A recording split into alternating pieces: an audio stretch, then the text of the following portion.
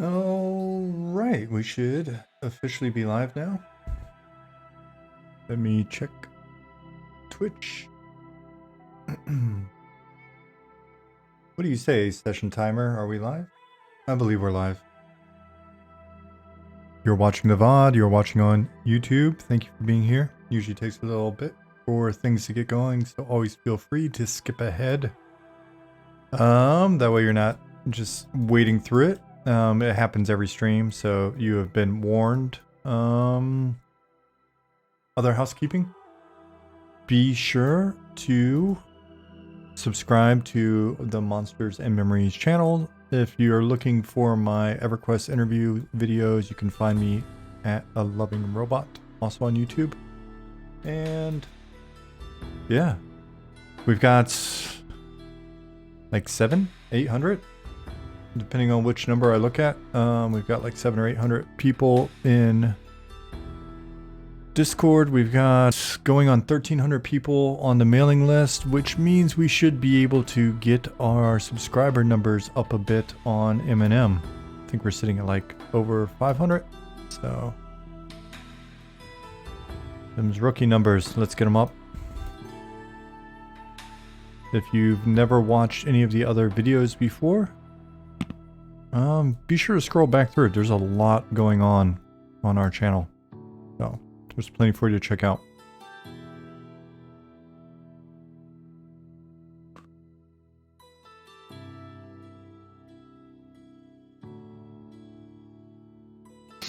I'm waiting for... Okay, there we go. Twitch is finally giving me an actual number.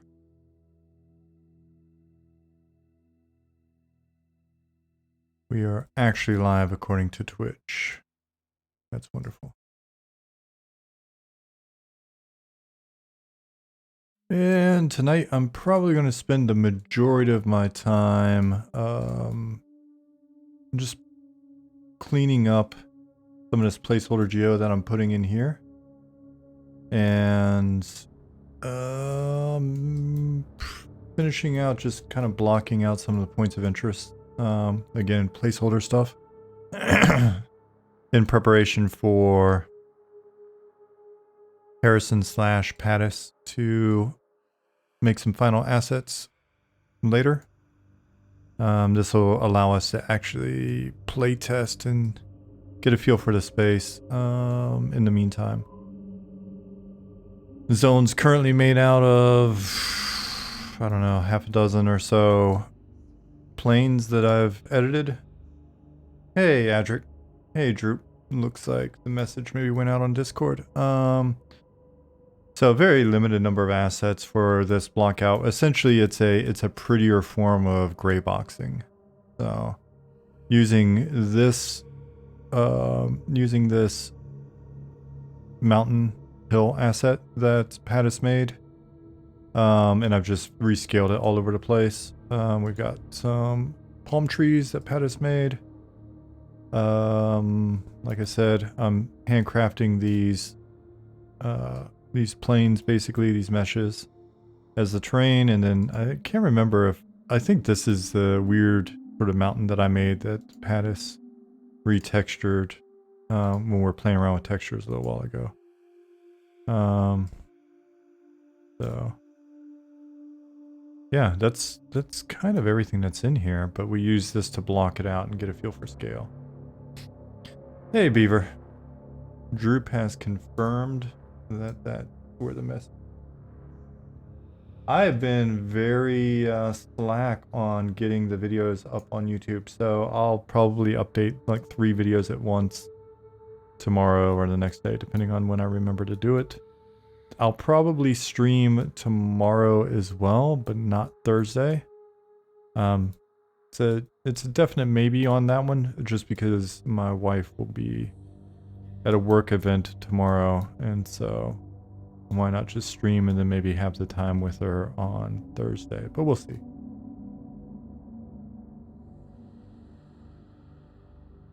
Justin Beard said, hey, I got approved for a new apartment in Maine. Now I can work on my lifelong passions, video games and MMOs. Nice. Congrats, dude.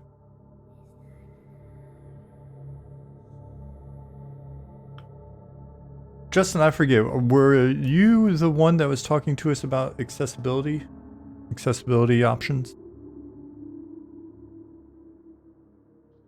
In the background, if you're watching on YouTube and you're not familiar with what the streams are like, another thing keep in mind, or if you're just new in here, but I don't know that there's that many of you in here at the moment. The music you hear in the background, you can find on our playlist. Our playlist labeled, what is it labeled? Hold on one second. What do we wind up labeling? Eminem music videos with an ampersand, so I'll have to get that fixed. Thanks to Nick for pointing that out the other day. We'd been using sort of ampersands and letter N, M, sort of interchangeably in different places, but we'll probably just be using more and more the M, N, M. Okay, that was you, Justin. All right, man. I thought so. Cool. Well, then I'm doubly happy for you. Yeah, so those of you that are in here right now, hey, Not, what's up?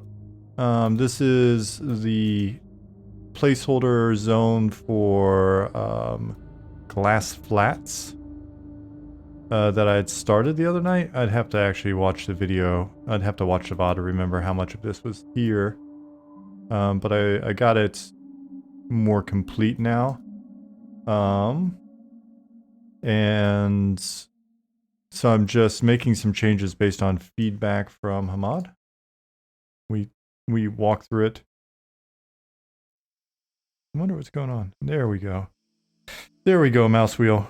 We walked through it a little bit yesterday, and he gave me some great feedback. So, just making some small changes there. I had to move this crashed flying citadel and re-sculpt some of that, you know, sculpt in the way that I do it, in my primitive way. And then we'll be cleaning up some of these areas. Tomorrow when I get the map from him of, cause he did a really cool drawn map for Vale of Zentar, which used to be called Death Valley.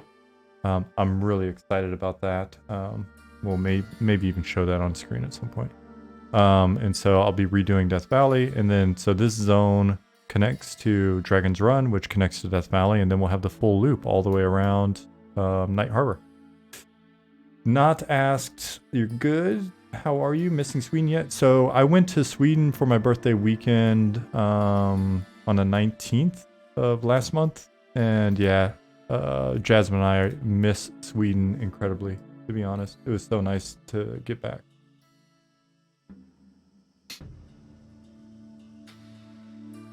So, absolutely miss it. Dark Inside, no worries. Good to see you. So Justin said, oh yeah, the reason why I was saying I haven't watched VODs. I haven't watched the VODs to see in the corner there. I've got the chat. And I don't know if you can actually read it on YouTube. So we'll check that out. And if it's too small, then what I'll do is I'll maybe make a chat box with an actual background, so you can read the text a little bit easier. So Justin said, I was born 3.5 months early in 1982, severe damage to eyes. In terms of accessibility, just being able to make UI bigger text, it's holy grail for you to be vision impaired friendly UI. It's an interesting challenge. Hopefully if you keep coming by while we work on this thing, it'll help us get a better feel for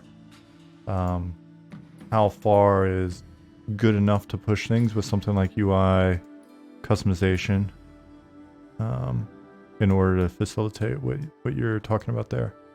So that'd be kind of cool to learn more about. So let's see.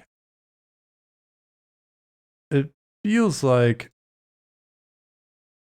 there we go. It feels like, even though this is not a very complex zone, feel like sometimes Unity is struggling with it, so that may be something I'm doing wrong. If you haven't seen things in a while, let me hit save. So essentially, I'll do a real quick recap for folks. If you're watching on YouTube, this may be helpful for you as well. But essentially, we've had shaded dunes.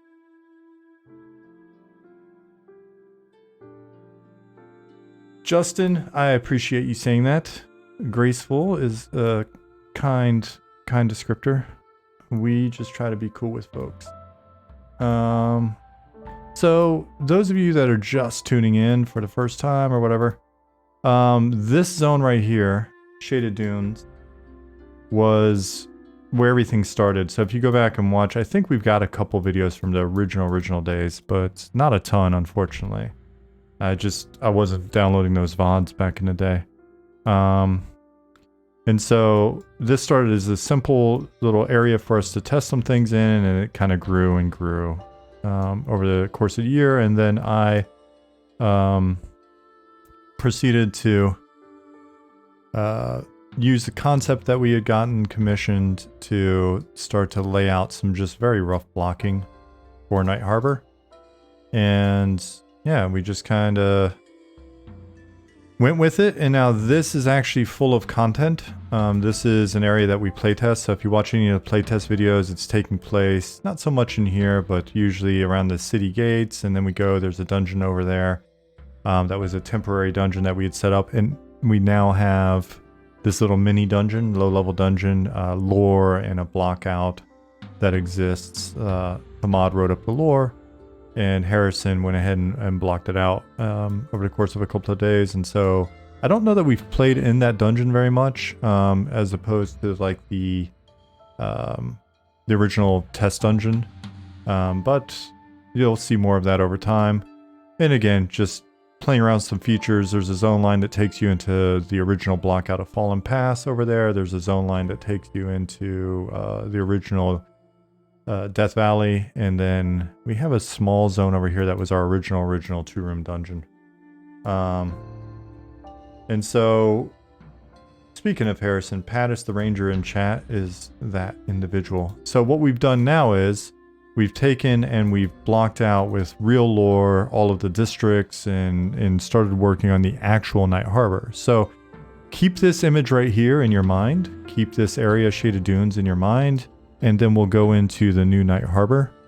And I say that because we haven't merged these two yet. Don't save. And so we'll go into Night Harbor. So now we have the actual Night Harbor as it's getting blocked out. And we're starting to replace block out with actual assets. And so what we've been doing here is not only do we have the nice top-down map and written description of the places from Hamad, that we've been going through. Having this block out has allowed Goblin, Alex, to concept some things. And so as he concepts things like these tents, or, this bank building, or, this bathhouse or inn or guild hall that we have, then Harrison's been coming in, Pattis has been coming in and building these things out. And so, bada boom, bada bing, it's starting to take shape. We've got, you might notice these concepts from our Discord. We've posted them, or from the newsletter, the updates that we've done. So you've probably seen some of these around here in the third tier. And so we've got a bit of work to do still, but it's coming along slowly but surely. And then this newbie yard will probably take some shape. We'll go through and talk about some lore, and we'll pull it together, but there'll be a newbie yard, and then go into what you were just looking at earlier. Shaded Dunes will then extend off of sort of this area here. We'll pull those together, and then we'll merge all of the content over. So Pattis, Harrison's working his way this way, basically, all coming down. This is north, so he's basically moving west to east, and then we'll just start moving NPCs and things over. And let's see, I'll catch up on Slack in 1 second. I'm on my little ramble, so you know how that goes. And if you're wondering about content, let me just show you real quick. We'll pop back to Shaded Dunes, and then we'll pop to the other area. If we look at here, we look at our tools. No, it should be here. Yeah, zone panel. Cool. Shade Dune. Oops.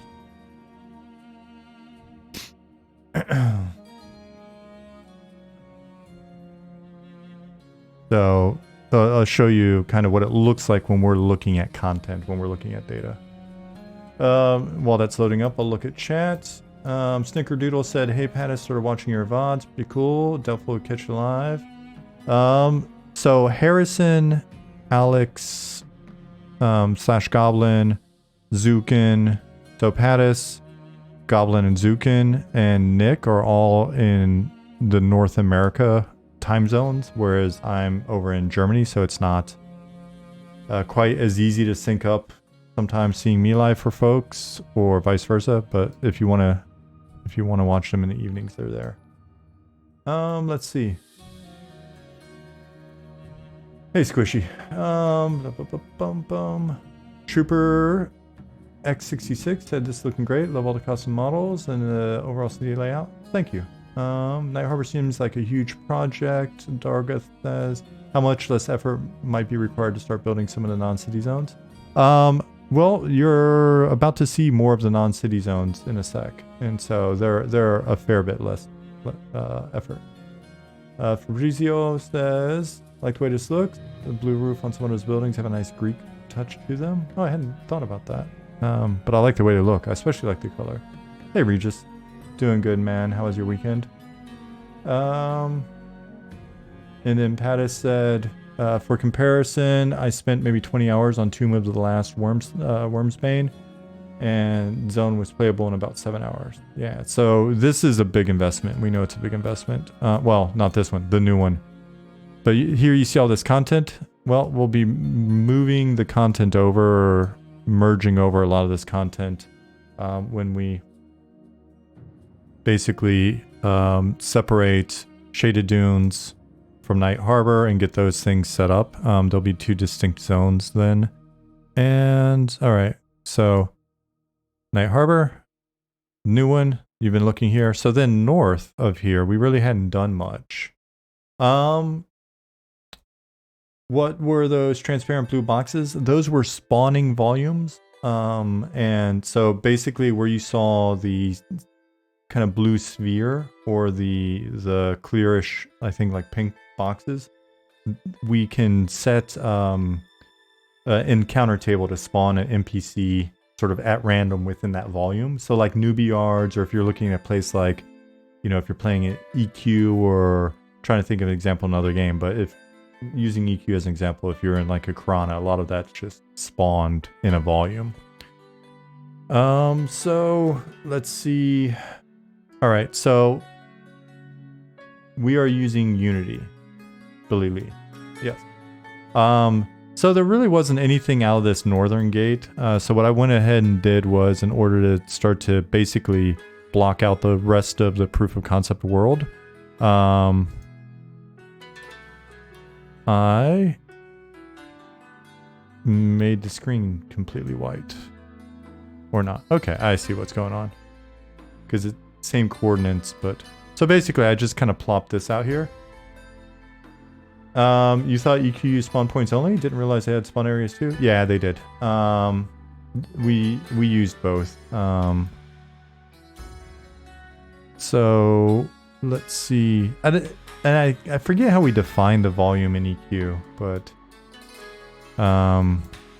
but essentially we could spawn in a volume. So if you see here, basically what I did was I just duped the zone out and then expanded it this way and started deleting everything that we didn't need over here to get the file size down a bit.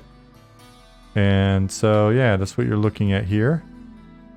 So we was just playing around with some ideas for newbie zone that was maybe more residential. Hamad just came up with some nice lore and ideas for me to incorporate here over the next couple of days.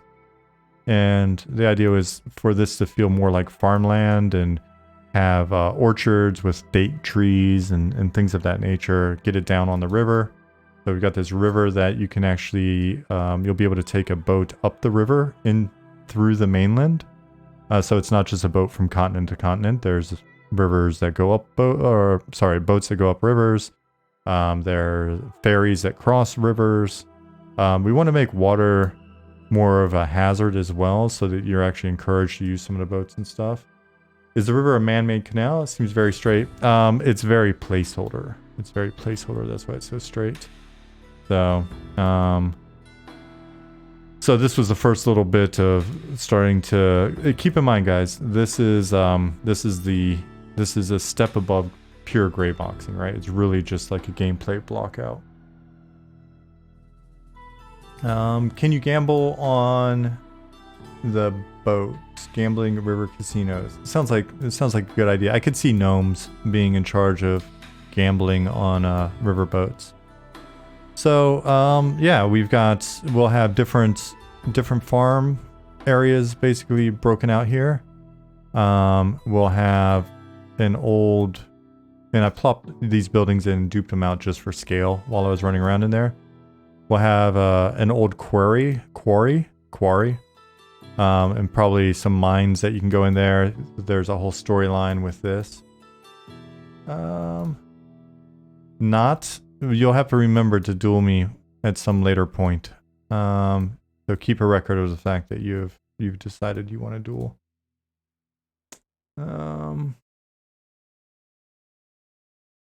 So yeah, and then this goes in. Oh, there's a little hidden entrance to a dungeon that you won't be able to access for a very long time. The dungeon, or the old location named Surik. And yeah, then we get into this area, which is the zone that I was in when you first came in. So this area, the strand here, will then move into the glass flats, which I'll be working on this evening. So glass flats. Oops. That's not what I wanted. Glass flats. I thought I could challenge you 3 times in a row. Oh no, you can't challenge me 3 times in a row. It's probably got a cooldown or something. So yeah.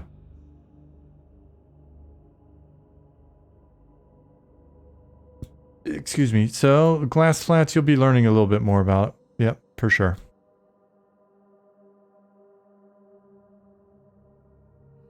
The glass flats then lead into Dragon's Run. So you may be able to deduce a little bit about why the glass flats have glass in them, potentially. So what I did here was I started on this mainly just to get a feel for scale. Oh, and if you'd like, what I can do is, now that I've shown you some of these, just so you get a sense of actual scale, let me hop into one before we start just clicking on Verts for the rest of the night. So we'll go here. Oh, wait, I don't know if I've grabbed latest. Let me do that. So how's it been going? I was thinking about you the other day. We were talking about, man, wouldn't it be nice if we had extra animation bandwidth? I was like, well, it'd be cool if my old buddy Knot was suddenly a millionaire and decided to come do some animations for us. Hoping I didn't just discard any changes that are important. Pull origin. Do we have a world map? We have an old world map that we're going to be revising. And we have proof of concept maps that are coming together, and then Hamad wants to do a pretty proof of concept world map for us. So he just did a nice map for one of the other zones that I was looking at and was like, man, that thing, it was a quick sketch that he did for me to work off of. And his sketch was so good that I was like, man, that's pretty much it right there. That's all you got to do. Here. Let me open a new window. And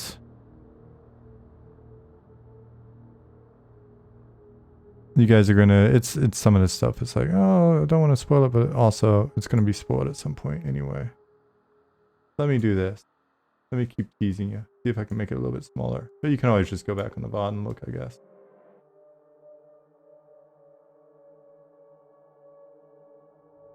So this afternoon he drew up a quick map.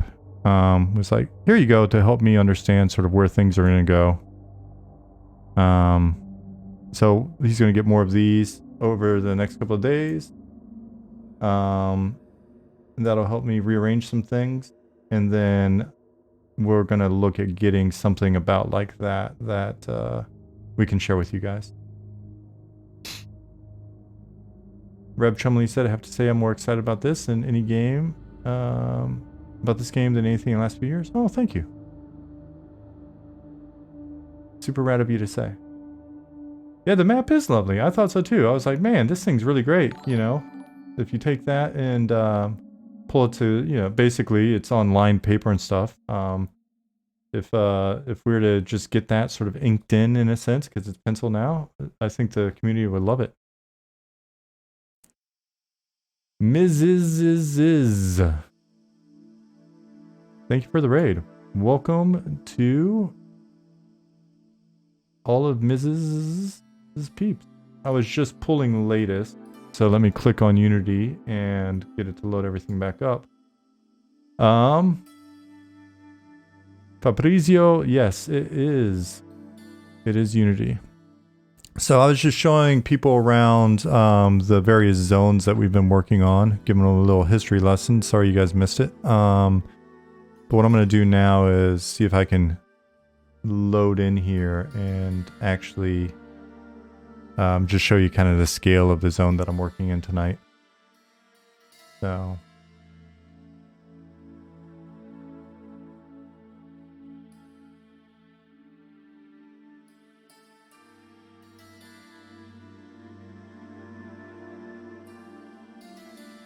Droop said, I love that. Should look like a hand-drawn map, not just a screenshot from the zone from above. Absolutely. So one of the things that's so fun about Ham's background is, one, he's an illustrator. Two, he's also an extremely... Whoops. My keyboard switched languages again. It switches between German, English, and Swedish. So sometimes things get a little weird. So let me grab myself and move me to the right location. Where am I? What zone am I in? Glass Flats. Great. Do I have any EverQuest tattoos? Oddly enough, I don't. I'm not sure why I don't.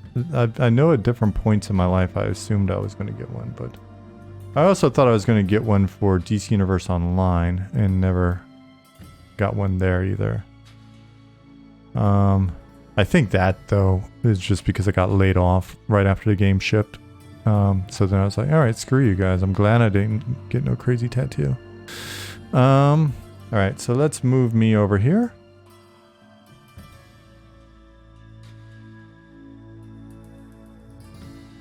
Interesting. Oh, I think I was maybe hitting the zone volume and it was teleporting me again.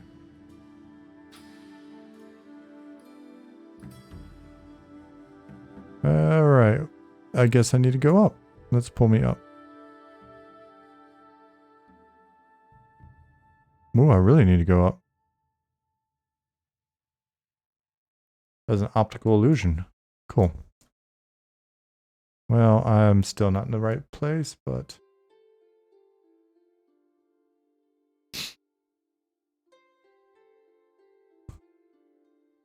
Get a giant Smed tattoo on my back? I don't know about that. I think that would make him feel uncomfortable. If he was ever behind me. Keith, what's going on?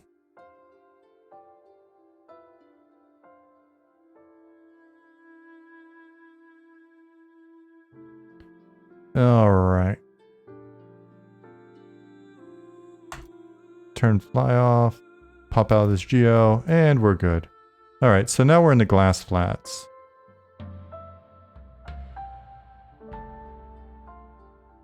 So again, all of this is just placeholder geometry. I've been reusing these mountain pieces pretty liberally, scaling them, tweaking them, twisting them, just to allow me to move in and block things out pretty quickly.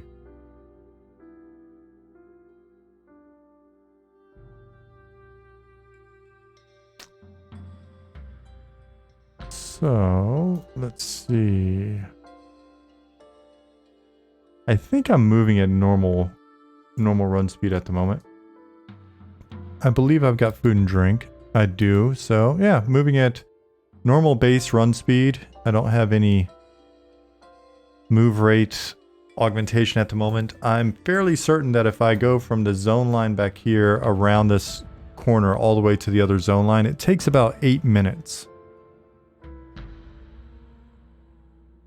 So it's pretty big. For those of you that are used to playing like EQ, I'd say it's somewhere between 2 and 3 times bigger. Even though it doesn't look it. It doesn't look it because we've got such long draw distance. Yeah, new ogre. I think there's still some stuff going on.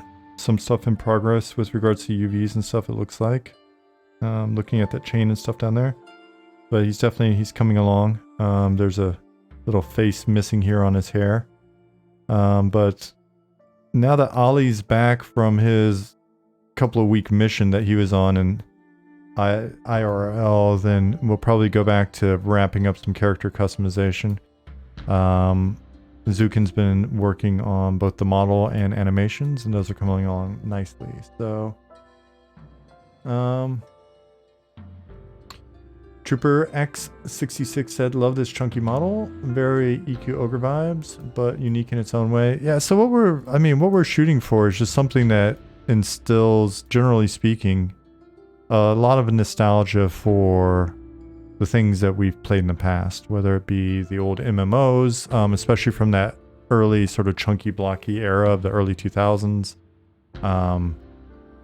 Taking a few ideas for like interaction models and stuff like that from MUDs, so like text-based interaction with objects, and probably a bit more of that focus on interesting interactions and dialogues and things with NPCs, but still having it be very simple text-based. And then anything else that we can crib from. Like I was reading, I haven't mentioned this to the team yet, but I was reading an old module, D&D module, the other day, and it reminded me that weight was measured in gold pieces. I was like, oh, that'd be a nice little change. Like, what do things weigh? Well, X number of coins, essentially, right? And then, I think the old translation was like 10 coins is a pound. So little things, anywhere where we can find something that is a nice little old reference, then we'll be playing with it. Are these the newest animations? I believe they are.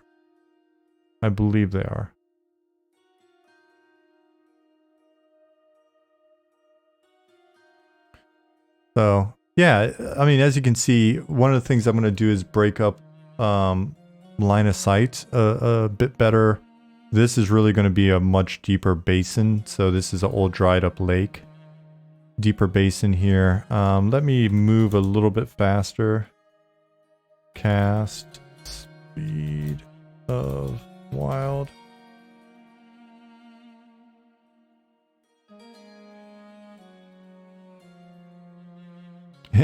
As you can see, it's not that much faster. So I'll let him just run in the background while we chat. Q Ogre, he's running around looking for a female troll. Female trolls are pretty dangerous, but maybe that's his thing. The female ogres look really rad as well. I can't wait to model some of the other models, and you'll be able to see with like the female ogre the difference in body type between the male ogre and the female. I think it'll be really cool to see them together. Osiris, thank you. Yeah, so coming along, the new character customization in terms of the new flexibility, I'm hoping we get that online before the end of the month, where essentially we're able to swap out these layers a lot more easily, and so that we can do things like tint this cloth independent of the metal, or tint the metal, you know, have the leather or not, or all of that. So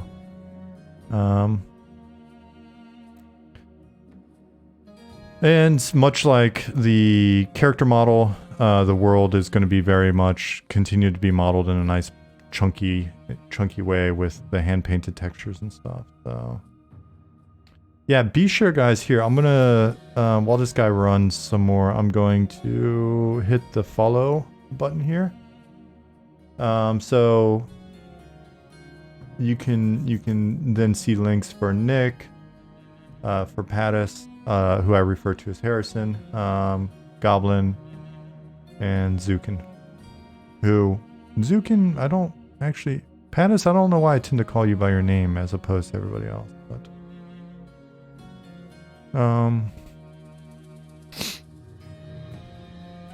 yeah, so it's really cool that you guys are enjoying the character design so far. So, yeah, we've got this guy in... human, we've got some robes for the human, we've got a gnome, but he's not animated yet, and so it'll be fun when we're running around with all those guys.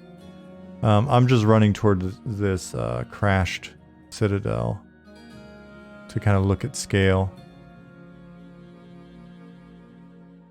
But yeah, so be breaking up line of sight a bit. We'll play around with fog and things of that nature, and then because things are surprisingly... Oh, interesting. I wonder if that's... Oh no, it's not Z fighting. It's just the sun being silly because it's moving too fast. Osiris said, it's been fun seeing the process come along as well. I remember when this capsule quest... Yeah, it's funny. Honestly, it just recently changed from that. For those of you that haven't seen Shaded Dunes in a while, what I'll do is, since I'm already in game, I'll zone over to Shaded Dunes in a minute, and you can see some of the other stuff that we replace capsules with, like the bat and the rat and snake and beetle. Oh yeah, this is bigger than it looks, huh? It is HGRP Trooper.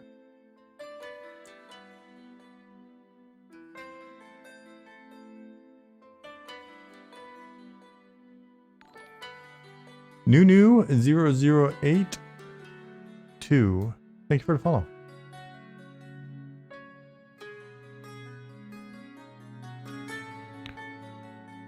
Yeah, it's funny, like...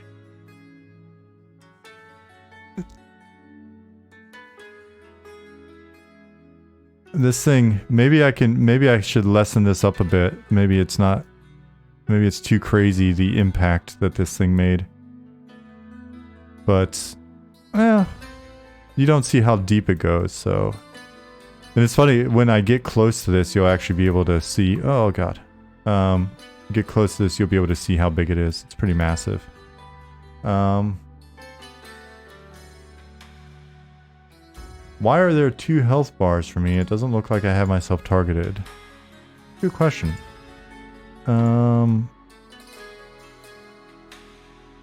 Oh, I know it, because I couldn't click off myself. I did have myself targeted. Oops.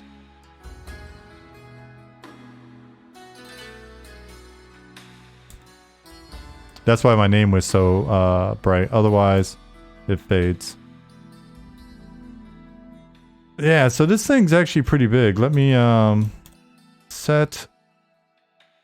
Oh, wait, sorry. Time set 6 a.m. We'll get some more light back in here.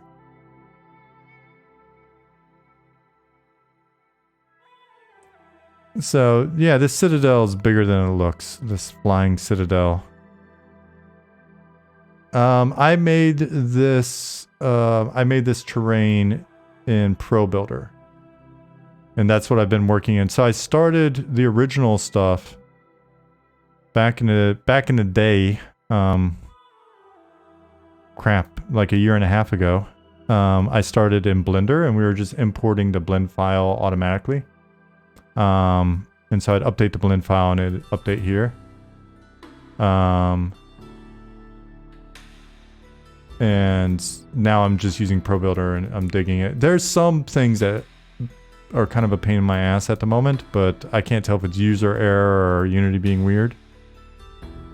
So let's climb on top of this bad boy. Was that the floating islands?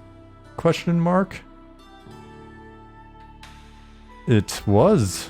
It's one of the... Oh shit, okay. Oh, I didn't make myself invulnerable, so I was actually worried I might take fall damage. So yeah, if those of you that have been observant in the zone formerly called Death Valley, that will be called Vale of the Zentar, or Vale of Zentar. There's another one of these, but it's still floating up there. And so, yeah, for those of you that have been slowly trying to figure out the lore and couple things together, you can write that down as well. Yeah, so this is a pretty big zone. So we'll see how this winds up working. We'll see if it works at all when we go to put content in it. It may just be, we may find that it's too big. Some of these zones, I mean, every zone's going to be a bit different in terms of size and shape. And so we may find that this effect works well for what we're trying to convey here, and then other ones we're going to keep a little bit more compact. But as promised, man, this thing is really huge. And this may or may not get shrunk when we actually do concepts of it and stuff. Oh, I can't go up that. It's maybe I can cheat it on this side though. Oh no. Oh no. And I really should make myself invulnerable. Okay. Okay. That's good. That's good. Yeah, so it's possible that one of these years you may find yourselves in one of these. So it doesn't hurt that it's pretty big. We'll likely want there to be some space in it. So, and that's the kind of like, I'll provide little spoiler hints like that all the time, but honestly, we're really going to try to keep the lore as hush-hush as possible. Find the right amount to give you to help you understand certain things and keep you interested, but it's my belief at least that rather than write up a bunch of lore and just post it and give it to you, I think it'll be cool if you discover so much of the stuff that we're working on. We've got a pretty big wiki internally. We use Confluence as our wiki, and it's definitely grown over the last year and a half or so, and the concepts and stuff just keep getting fleshed out bigger and bigger and bigger, and we update our timeline and tighten up the history of the world, and Hamad's very big on making sure that everything actually makes sense, is internally consistent, so yeah.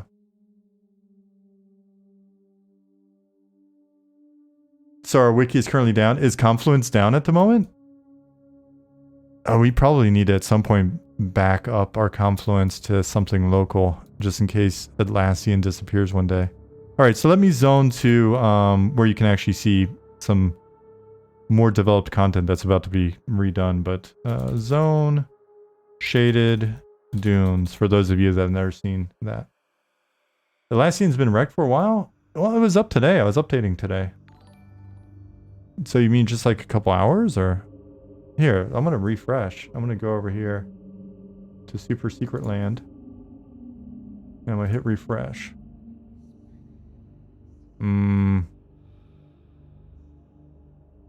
Roll in disbelief. Atlassian's working good for me on my end. Leo, thank you for the follow. I believe it's Leo. Let me know if that's wrong. All right, so you can see our human model. Oh, we've got first person view now, which is nice.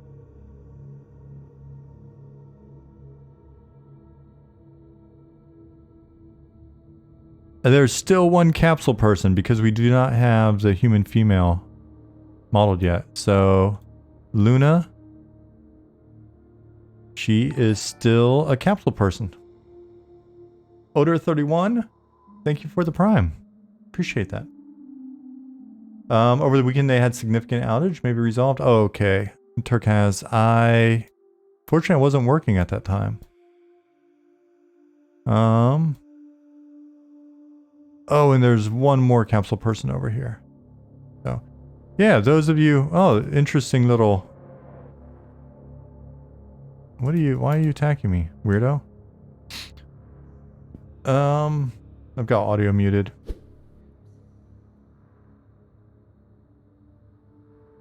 Guard Luna just hasn't hatched out of her capsule yet? Exactly. Like was it a babushka doll? So yeah, we've got these guys, and it's funny, the skeletons at night, they're slightly different than during the day. During the day, they don't have glowing eyes, and they won't aggro you. They're not social. At night, they're a little different. So,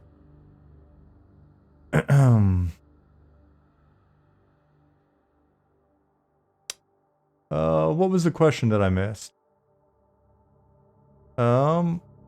Odor31 said kind of off topic here, but as an OGs, lead for EQ's older expansions, are you aware of any completable quests that were never found that you wouldn't mind sharing? To the best of my knowledge and to the best of my various guests that I've had on the streams knowledge, everything's been found as far as we know. So that's one thing that we're going to try to remedy with Monsters and Memories. We're going to make sure that it's really unlikely that in 20 years you're able to find everything. That seemed like a shortcoming. So we've got our new bat. For those of you that were used to the satellite looking bat that I made, we've got an actual bat with an actual animations. Dead skeleton. Let's see. Here, let me make it sunrise again. Is Monsters and Memories the final name? If everything goes well over the next week or two, we're waiting for the final word from the IP lawyer that we use to register the name. If everything goes well. Progress is amazing. Turquez, thank you very much. Sorry for talking over you. Appreciate 2 months and your message. So if everything continues to go well with the trademark, then yes, Monsters and Memories is the name of the game. We got a snake. He's kind of stiff still. But he does look cool. We've got 3 variations of snake, 3 variations of bat, 3 variations of rat. 3 or 4 variations, I think, of beetle, because we've got some really cool looking beetles in the underworld zone that we have. Currently just called Deep Dunes, but it's part of our deep regions. So we've got our overland zones, we've got our underworld zones. Yeah, we're using the thing that is fun about this is, and really I was inspired watching some of the EQ streamers a couple years ago when I first got back to playing, when I was playing on Airdoon at first and then started streaming EQ for the first time. I noticed the old classic models with the shadows on / shadows on in EQ, and I was like, man, wouldn't it be cool to use modern lighting but use old chunky shapes? And yeah, so it works well. The thought that I have is using the real-time lighting. We use it for things like spell effects and you know, of course, day-night cycle and all of that. But having that, and you know, torches, I guess.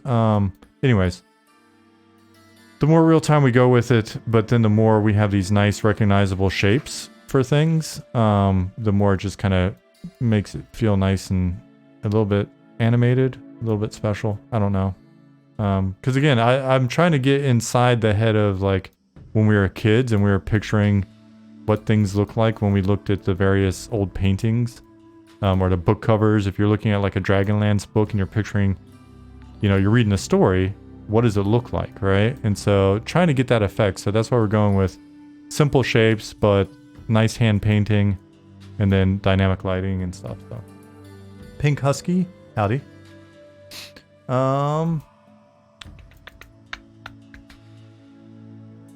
Did I say everything should be found in 20 years or not? Aaron, I've got the feeling we'll be able to hide some stuff in interesting, weird ways. Stoic, thank you. And thank you for 5 months. Yeah, because we want to have objects that NPCs that spawn, fish that you can only catch during certain moon cycles, during certain seasons, during certain days, when certain events are transpiring. So imagine that thing that's a rare on the table that then maybe drops a rare item. So, and that's only available during a certain lunar cycle. And then that's the thing that tips you off that you could even go find a quest, right? So that is obscure as shit. I think it's wonderful. We got our water. Oh, cool. It doesn't make my pants see-through anymore. That was an interesting bug.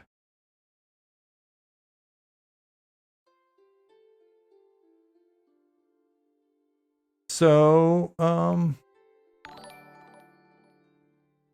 Turquez, thank you for your generosity. 5 community subs. Hell's Ridge, Arcade Aaron TV, Enoch, 87 Bear, Snickerdoodle, and Invisigoth. Congrats.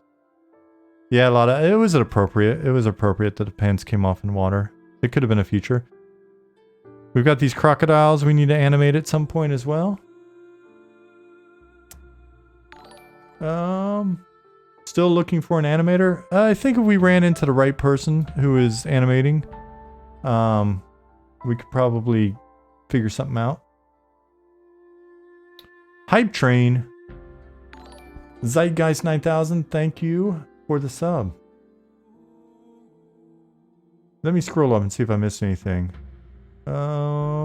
Should reference memory somehow in game setting or story so it doesn't come off as, hey, old people, here's a game for you. Something like that may happen. Malkir, you may run into a little bit of that. But one of the first things I was thinking back in the day was like, you're killing monsters and making memories. Anything that resembles old original Earth Elementals is a win in Tikan's book. Yeah. We're trying to keep our shapes shapely. Pink Husky said, I hear you used to work on Wizard 101. I worked on Wizard 101, Pirate 101, while I was the producer for a unreleased 3rd MMO at King's Isle. And so while I was waiting for my project to start, I did some design work. I worked directly on a bunch of bugs and stuff for Wizard 101, but I also implemented some zones for Zafaria. And then I did a bunch of little design work on Pirate 101 to help get it released. And did design and production work on the unreleased... I can't say for sure that it was a superhero game, but it looks like some information has leaked out in the past about a potential superhero game that they were working on, and I had just come from DC Universe Online, so I can't say that I was going to work on a superhero game, but I'll let you make your own assumptions so I don't get sued or whatever. What things look like from a MUD text description into graphic? Exactly. Though we'll also be doing MUD text descriptions for certain interactions. If you look here, there's a look button over here. Can't really see it under the text, I guess. But the we'll have the ability for you to spot things in the world, and it'll be text-based, and then you can interact with them and do things like pry at, so for example, you may see a loose board, and then you could actually interact and say pry the board, and then use like your knife, right? And so select that item, and then that may pry the board open, which may reveal something. So It'll be it's a mud object or mud interaction is kind of what we're calling it. I'm way behind on chat.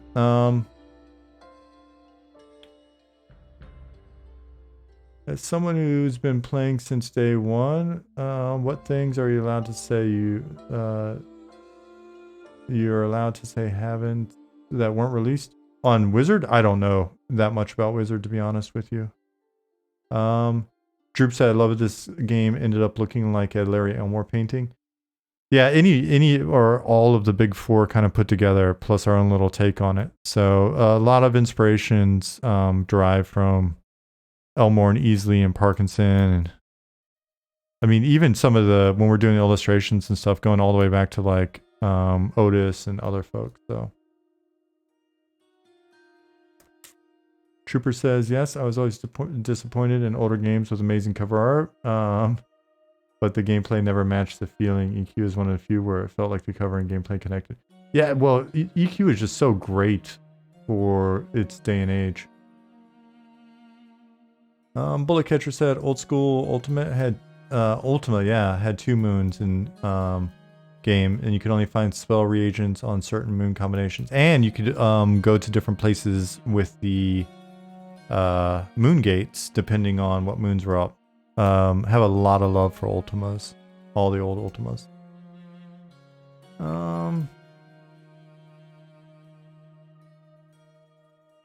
Yeah, Pinkusky, I'm sorry. Were you a big Wizard 101 player?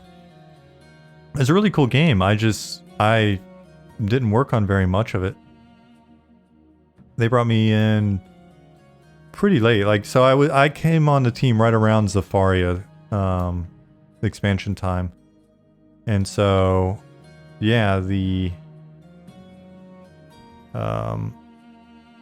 knowledge I had of the game was pretty limited, unfortunately.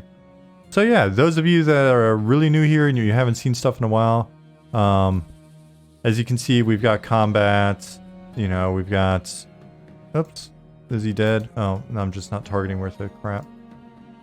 We're working on getting the rest of the animations in. So the old capsule people were easier to animate, so we had more animations in back in the day. But got abilities, we've got an inventory. If I actually get close enough to hit this guy, he'll eventually die. Hey, stay at home, Brad. Thank you. Thank you for 2 months.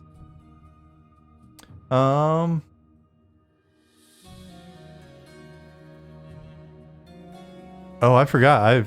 Have I actually? No, I should. My skill at unknown has increased. Interesting. What's going on there? New bug?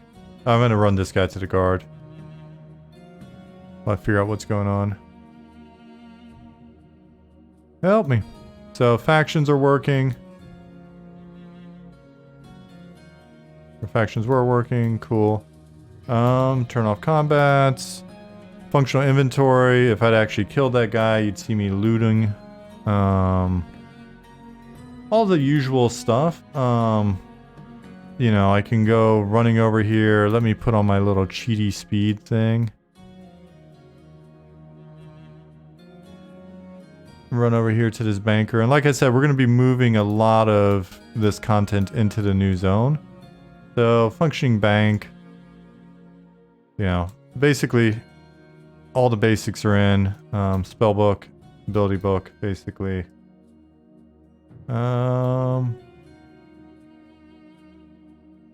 I think I have enough cash. I could probably buy... Let me see if I can summon a pet real quick. Well, I'm moving super fast. When do I get a pet? Do I get a pet at level 1? Provoke. There's some higher level. I guess I could just set my level. But I was hoping...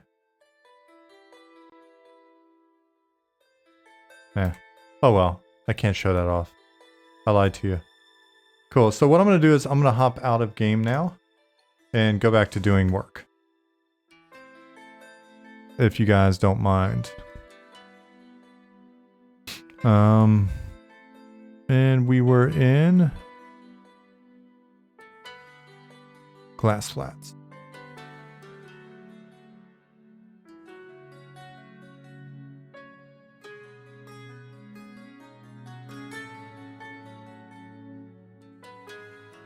And I need to remember what I was fixing up. I think I'll put a little placeholder, make a quick placeholder trees for here. And I'll catch up on chat. Did I design? Yeah, I did some design implementation for Zafaria.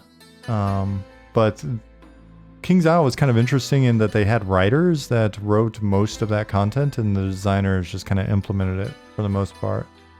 So not a lot of super creative stuff on my end. Is Goblin doing all the texturing? Goblin's doing some of the texturing. Some of it, like if you look at the sand texture, Ollie made these in the first couple of months. This texture, I believe, is one that we had made from Motion Logic, art house that we're working with, and then was modified by, I think Harrison modified it. Some of the texture work is going to be... Some of the texture work's already outsourced, so some of the stuff that you saw in Shaded Dunes in that other Night Harbor zone that I was just in is from an illustrator. She's not in the games industry, she's an illustrator. Books and web and stuff like that. And she did some cool key art, sort of like examples of textures where I was like, I really like this level of quality, so it'd be cool if we can hit that. So she's going to be working on some palm tree textures for us this week, so we'll probably get those in. So it's a little bit of a mix.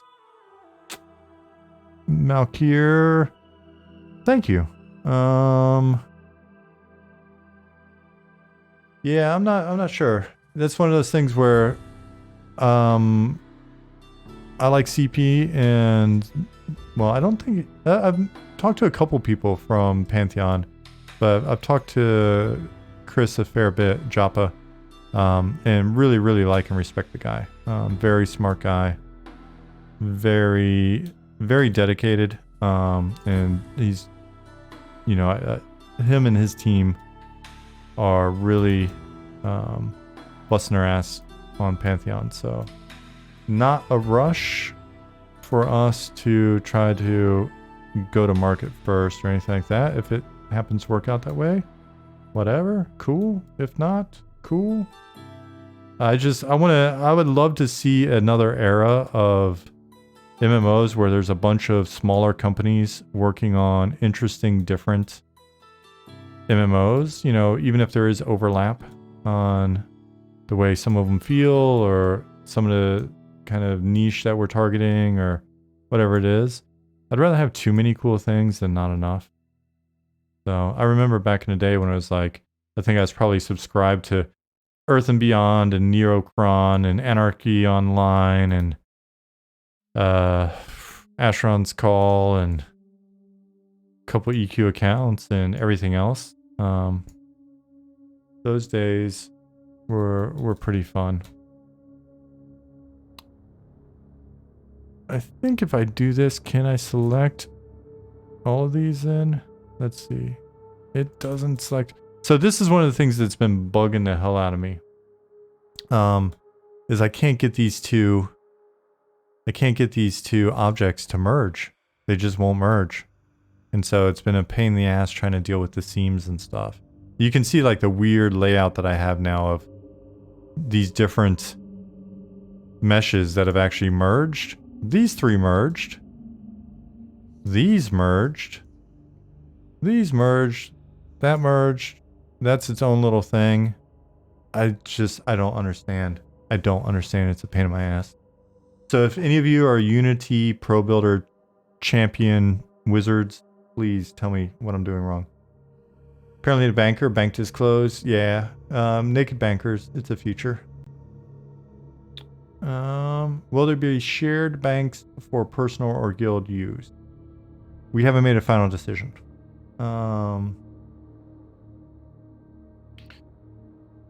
Dargus, what are you thinking on that front? Billow said, oh neat, it's a crash site. I see now. Yeah, Yeah, I'm okay with spilling the beans on that. Just pay $4.99 to transfer items between tunes? Niet. No.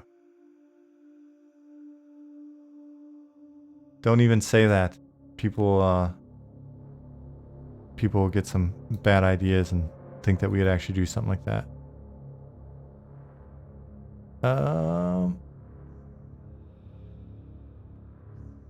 You're right, it is too cheap. That's the problem.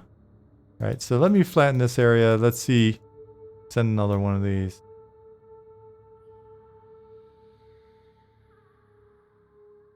Yeah, when you've got your flying citadel and it winds up crashing, that's never good, right? So let's grab these guys and let's get back to mushing stuff around and getting it ready for. I'm not going to be as bold as to try to make a skeleton of a giant or a bunch of skeletons of giant flying creatures. So I'm going to leave this sort of area of focus as is once I get it shaped a bit.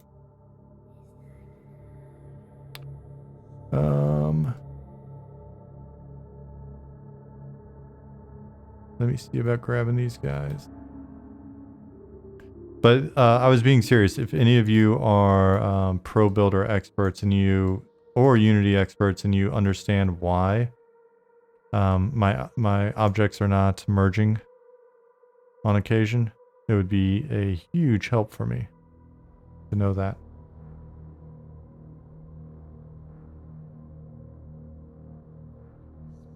Because what I had to do then is come along here. I did this while listening to a podcast. I come here, I go to this. This thing's like down here or something goofy. And then I go, all right, let me snap this guy up here. And then sometimes it's off a little bit and got to snap it in another direction. And, oh, it's just a pain in the ass. It does allow merging objects. So if you, I'll turn the chat box back on. If you look over here, there is merge objects right there. Merges all selected Pro Builder objects into a single mesh, and it doesn't do it. Justin asked, will warrior class get more abilities than taunt, auto attack, and kick at level 50? Yes.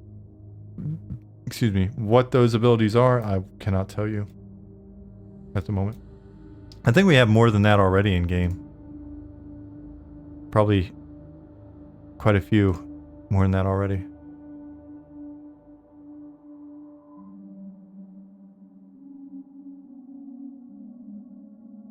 Monkey King Twitch said, wow, I'm just getting back into Unity after years away. I used to merge outside of Unity, so that's a new feature to you. Yeah, I've got the feeling I'm going to have to hit up Pattis and go, hey, buddy, can you merge these meshes into one big mesh for me, please? Someday soon.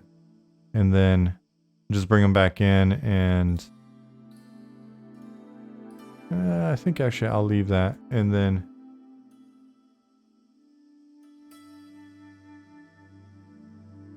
once he fixes that, then my life will be a little bit easier.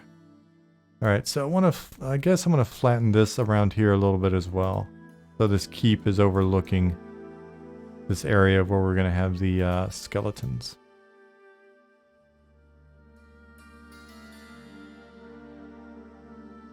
I mean, Harrison, it's not like, given the complexity of other games, it's not like I believe that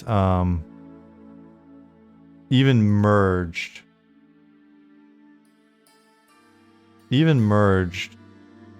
there's no way that this is like so many polys or whatever that it's making Unity be weird. So it's got to be some other weird shit.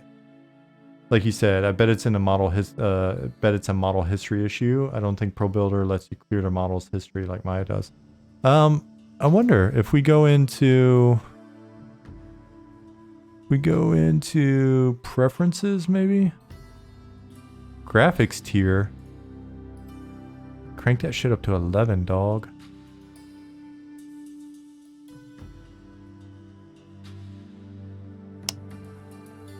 Let's dig around. Hopefully there's no secret info anywhere in here. I don't think there would be though. Monkey King, thank you for the follow. Pro Builder. What do we got in here?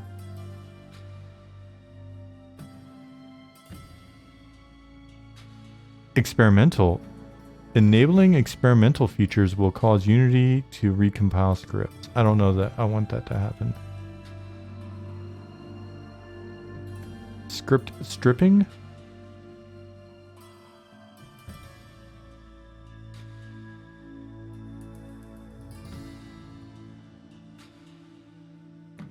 Show scene info?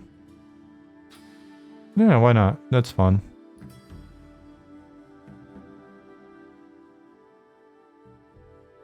I'm saying that merge objects is inconsistent in what it does. Sometimes it merges the objects, and sometimes it just will update the name to be like Pro Builder Mesh dash merge. And it won't actually do anything. And sometimes it will duplicate the object without merging the object. And then I've got to double check to make sure that I now don't have two overlapping meshes. So kind of goofy.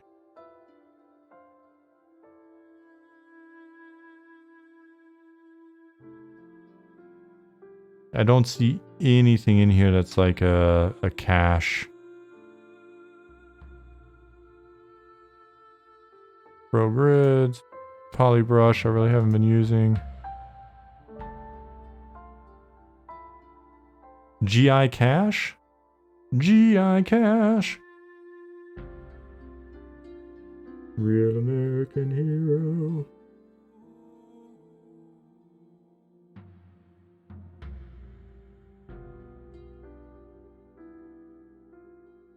Sounds like maybe a conflict is happening. Maybe older version versus newer version.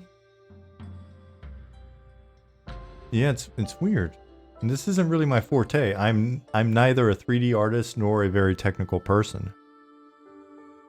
So maximum cache size in gigabytes, 10 gigs. Cache compression. My current cache is less than a gig. Should I clean my cache? I'll hit save, I guess. Let's hit save. Let's check GitHub desktop.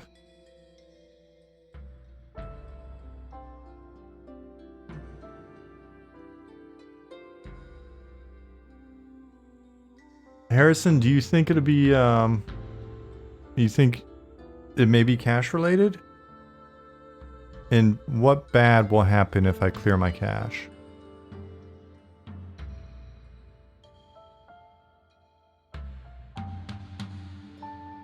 These are just Pro Builder planes? Correct, they are.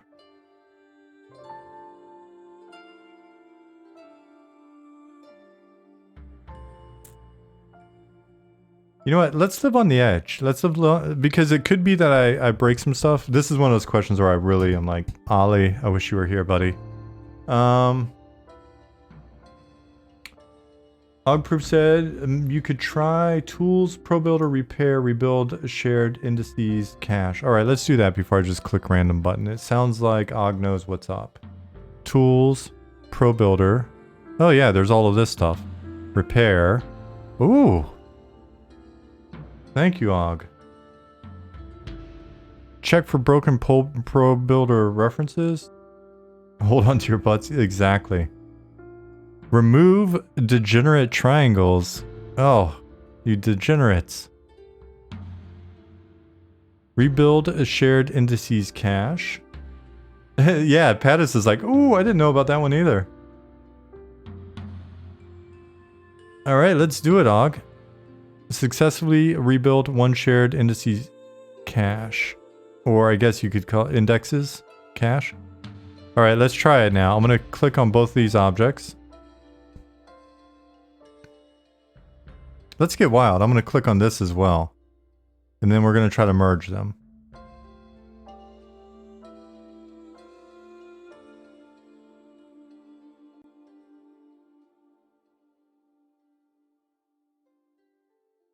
All right, well, these merged at least. That's a bit of progress. Notice that it now says ProBuilder merged here.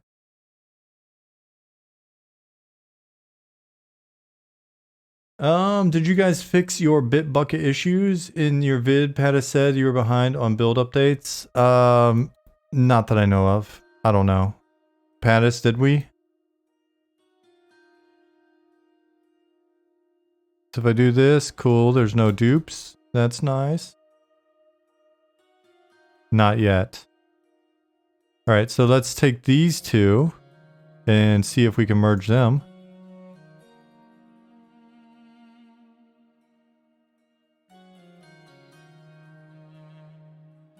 Well, it did not merge.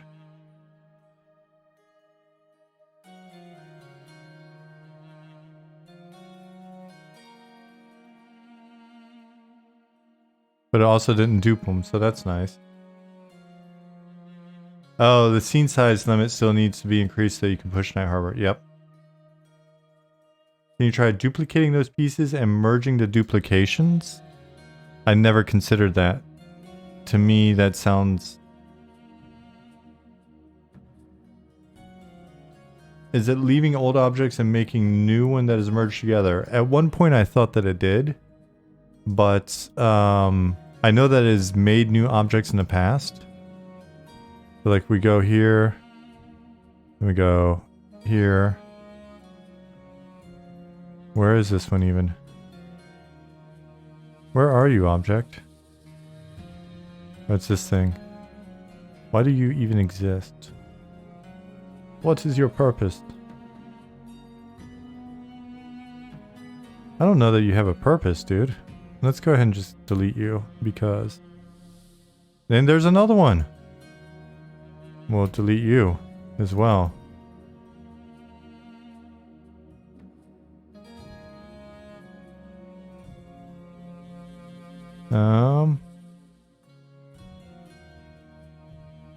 So we got this. This. Should be all of them.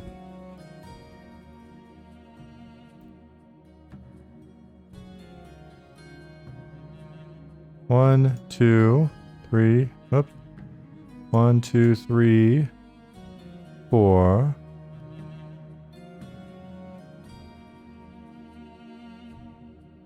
Covers most of our needs, right? Dev with Craig, thank you for the follow. So, if I hit merge,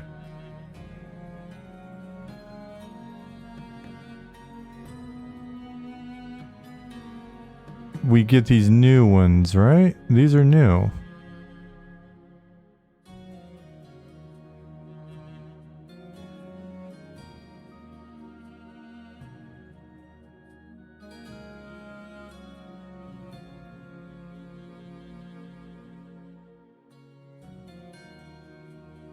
So yeah, we wind up with some duplicates.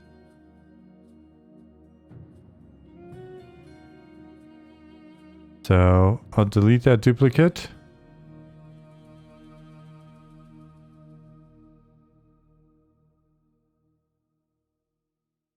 Delete that duplicate.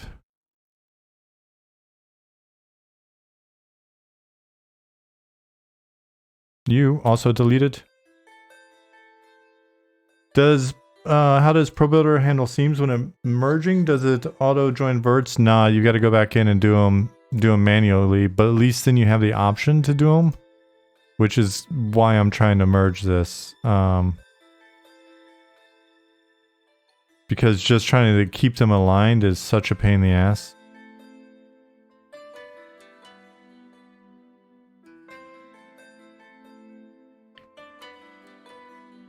Alright, so that's not the one. But then this one is. So we'll delete this one as well. I don't think I deleted anything important. I don't think I have any extras. Here, we'll just do this.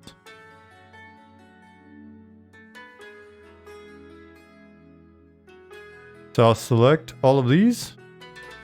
Excuse me. For those of you that are new to my stream, I'm sorry I burp a lot because it is 9 p.m. My wife gets off work, so I'll usually whip together a dinner, have dinner with my wife real quick after she gets off work, but before I've got to stream. And for whatever reason on stream nights, I'm just so burpy. So I've tried to put a noise gate in so you don't always hear it, but it is what it is. Welcome. Okay, rebuild shared indices cache. We've successfully rebuilt 3 shared indices caches. Building and burps. Yep. It sounds like someone needs a few pats on the back before the stream. Maybe. I'll mention that to Jasmine and see if we can get that. Alright, so now let's try to merge this beast. Fingers crossed, everybody. Or if you're German, you squeeze your thumbs. In Germany, folks squeeze their thumbs for good luck. They drück die Daumen. Types and codes, thank you for the follow. Alright, we're clicking merge. Please merge. Please just... You didn't merge, did you? You didn't merge. Because they're all still here.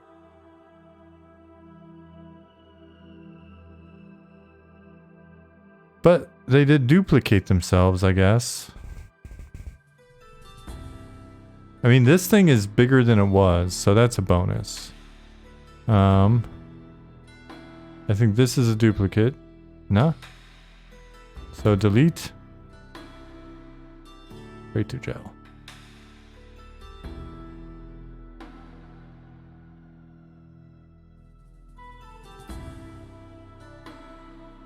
Delete.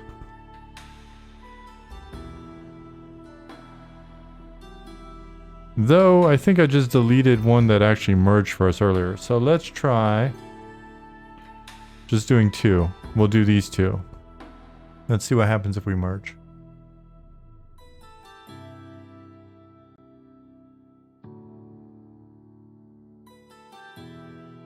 So I've clicked merge, click off, click them, and nada. But at least it didn't duplicate. Alright, so we'll come back up here to tools. We'll go to Pro Builder, repair. We could rebuild all Pro Builder objects. We can check for broken pole builder. Why is English so hard for me? I can't even speak German worth a damn. Check for broken Pro Builder references. Oh my god, it's going through the entire everything. Yeah, might as well see what it's got to say. Nothing is broken. Tools. Pro Builder. Repair. Rebuild all Pro Builder objects.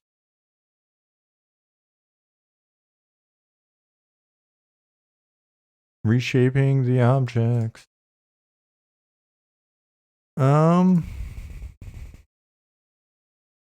I don't know what to say. Let's do a different section here. Merge.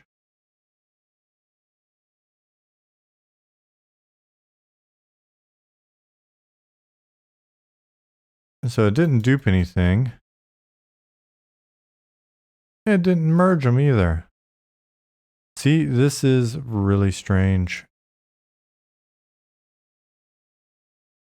And you can maybe see why this is frustrating, because for me, if this just worked, life would be easier. Jasmine just walked in laughing in the background. I guess that's an obvious statement. If things just worked, life would be easier. But then people are like, why does it take 20 years to make a damn video game? Because of this shit. Between this shit and people, if you didn't need people and this shit worked, we'd be blazing. We'd be moving along. Think about this.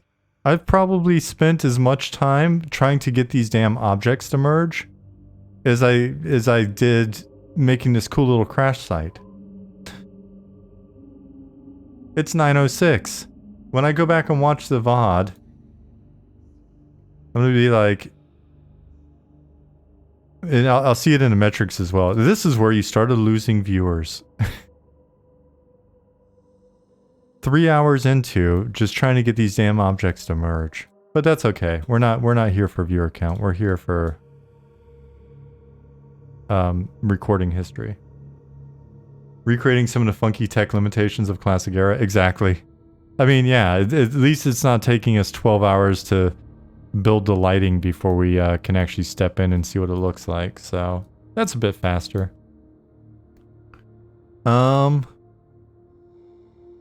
Thank you, Dreg. I appreciate it. Let's find some more shit to poke at and see if we can figure it out. What was it like to do this sort of thing in EQ? I didn't make any EQ zones in the editor, but I knew people that did, and it was tricky at times. It was tricky at times. The editor wasn't necessarily the most user-friendly thing, and then exporting and yeah. So let me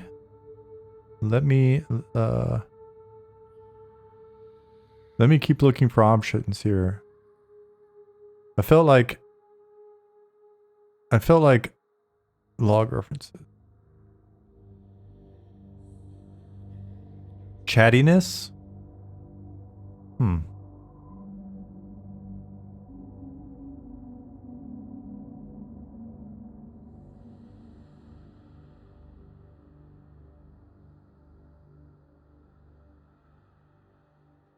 Let's see. Well, you guys are here for, I hope some of you are here to see the joys of making video games. This is what making video games looks like behind the scenes some days. Some days you're just spending your entire day trying to figure out why the button here that says it's going to do some shit does not, in fact, do that said shit. Remove degenerate triangles? Maybe there's some degenerate triangles that are gumming up our works. Let's just do that. And no feedback. Alright, let's go back and nuke that one cache and see what happens.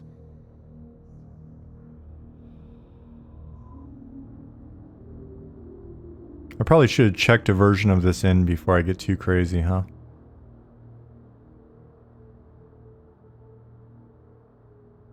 Let me do that real quick, actually.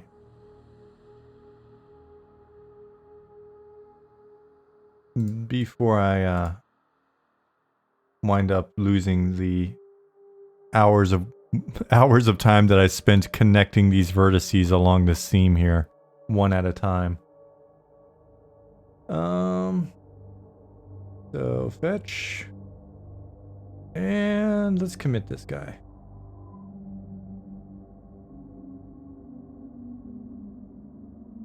Updated glass flats. Commit. Oh, it's saying this one's over 100 megabytes as well.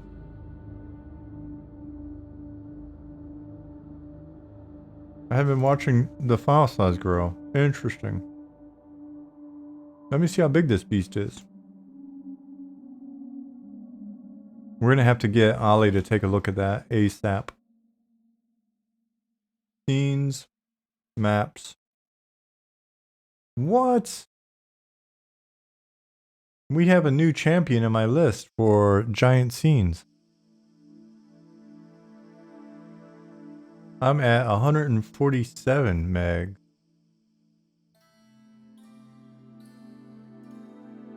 Given the limited complexity in this zone, that's kind of startling.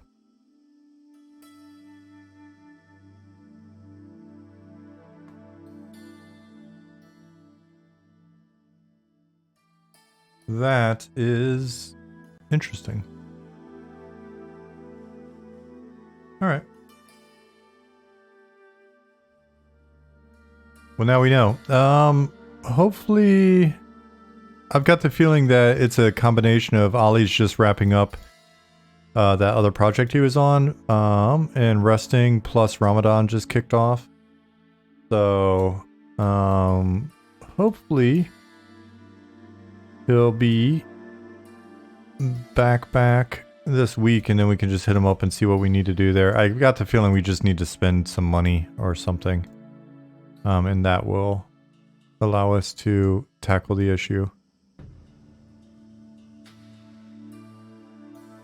We're getting to the point where we really need to have a decent solution for that anyway. Is the music playing from D2 Act 2? Turkaz, no. The music that is playing is original music created for us by our resident rock star on our team. He's actually a literal rock star.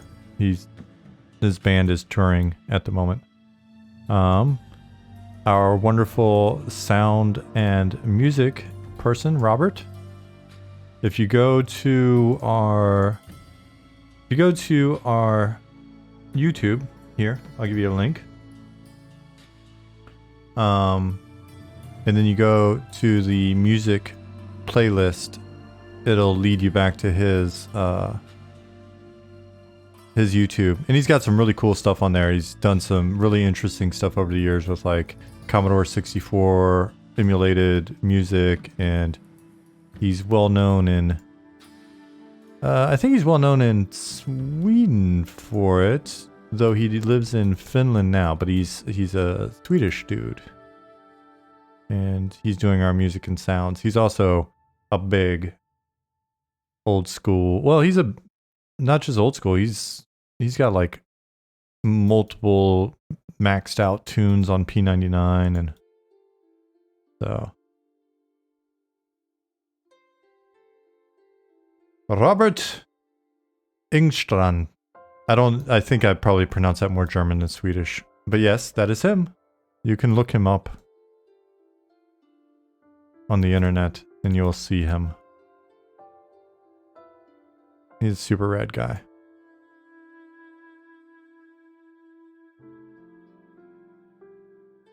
You were correct, weapons.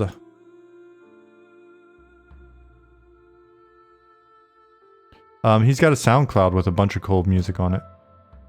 He's worked on some other game songs as well, so you can check out the music for those there.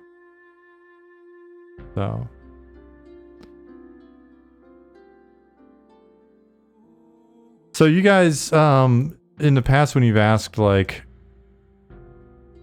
how we approach terrain and do we sculpt it and stuff like that, my thing for the time being, and I don't know, Pattis, what you're feeling, or if you think this will wind up not being the case or whatever, as we go.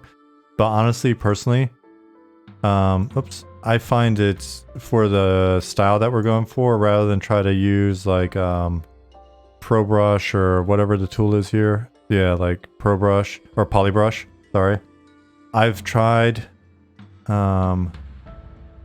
Polybrush Bake Vertex Seams. Do you know what this does, Pattis? I try to basically, I just come in and do every single little bit by hand.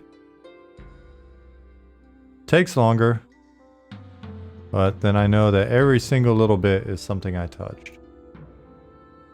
I did check Unity terrain. It's possible to make the geometry super basic, but not quite the same as what you're doing with ProBuilder. Lower the terrain resolution. Oh, I guess that would make sense, huh? The thing I was just looking at, I guess I could look it up, but I always hate doing that when while I'm streaming. Bake Vert Seams. Have you used that before? Oh, sorry, Bake Vert Streams. My bad. I thought it said Seams because I can't read when I'm streaming, apparently.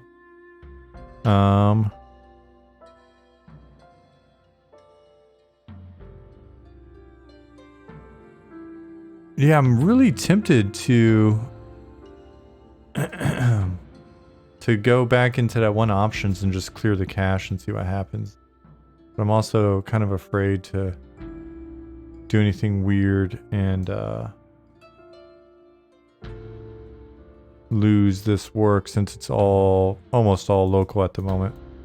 I guess what I could do is save it. I could pop into another zone really quick. Like Shaded Dunes, yes, I'll triple save it. Then I'll go into my assets folder. This is so janky, but I'll do it.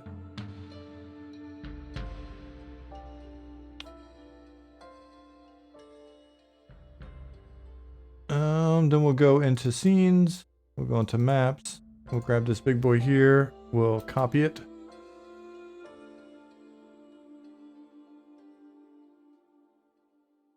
We'll go to my desktop. We'll paste it.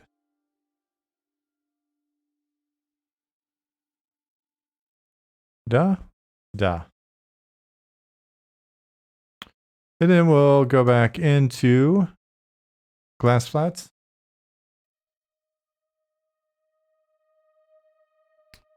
And we'll just replace it with that one. That's on my desktop now if anything super weird happens. So let's try this one more time. We'll click on all of these. We've got them all now. Great. I mean, hell. Oops. Reselect them. We'll come back into tools. We'll go to Pro Builder. We'll go to repair. Rebuild shared indices cache.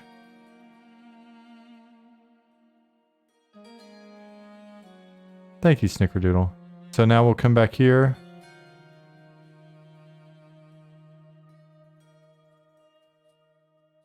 We'll go to these guys and we'll say merge.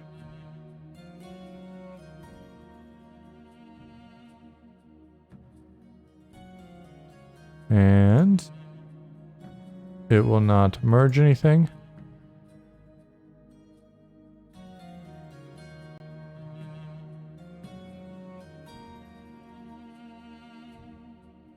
But it did update this name, right? That's so funny. Oh, this is interesting too. Oh man, I'm glad I checked this before I try to come back in here. I think when it dupes the objects, so it duped the objects before, and now look, they no longer have a collision component. So I have to, because I came in one day, like yesterday I guess, and was like, oh, I no longer have any colliders. I'm falling through the world. So let me add these mesh colliders again. Mesh, mesh, mesh. Smash. Smash. Speaking of Smash, did you guys watch the UFC fight over the weekend? Or watch the highlights? Smash made me think of Hamzat. So, I used to see that guy all the time at the gym that, because I was training, when I was in Sweden, I trained at All-Stars gym. It was like a block and a half from my apartment. And so that's when I first saw Hamzat Chameev. I think I even have a picture on my phone or whatever of his little refrigerator that used to be at the like top of the stairs. It had his name written on it in marker. Yeah. It's pretty cool. He won his fight this weekend. A good test. All those guys are so nice. So like his coach, Andreas, like all those guys are so nice. It's really I think if you saw how just sort of like humble and chill all those dudes are, and like the gym for being a pretty famous gym is like really chill, very humble kind of place. You know, it's not like super crazy fancy or anything. but all the guys there are real cool. It probably helps that they're Swedes. Swedes tend to be pretty nice folks. But yeah, so if you saw it, I think you'd appreciate it even more.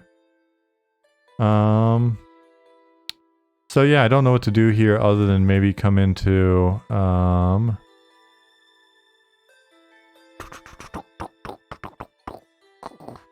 project settings, I think is where we saw it, and then we could go to, where was it? It was,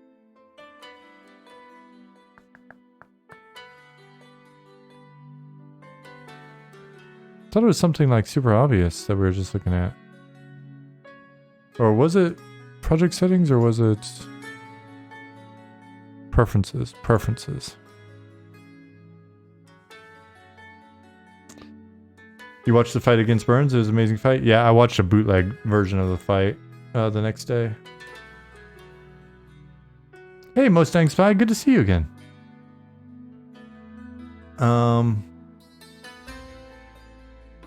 Yeah, I've got the feeling that after the fight, there's probably some discussion with the coach. Andreas is probably like, "All right, next time you need to stick with the game plan and listen."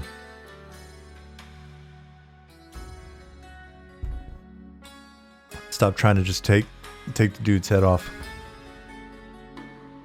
But yeah, the gym's pretty cool because it's in Sweden, so a lot of like the wrestlers and fighters and stuff are from, countries that usually I never sort of met a ton of people from, and there's some amazing wrestlers and stuff, folks that come from like Kazakhstan and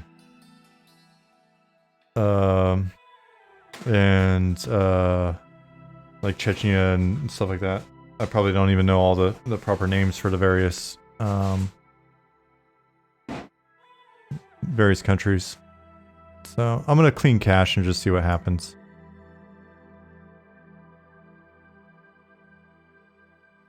Alright, so cache size is 0.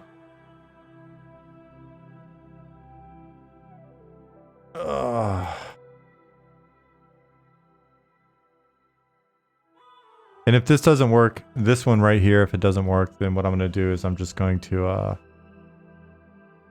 let me hit save. I'll hit save. Let me see. Did that change anything with the file size as well? Scenes. Map. Nah, it's still pretty big. Alright,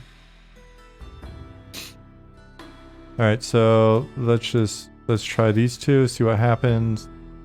We'll go back to Pro Builder. We'll hit merge objects. It changed the name here, but it didn't. I'm gonna just venture a guess that nothing happened. So okay. Well, we'll stop. I'll stop babbling about this, and we'll just go in and do a little bit more work then while we're here.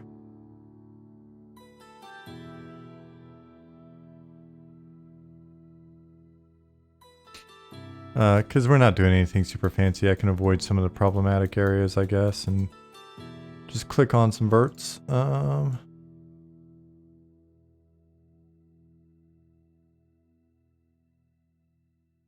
we've got like this Badlands area here.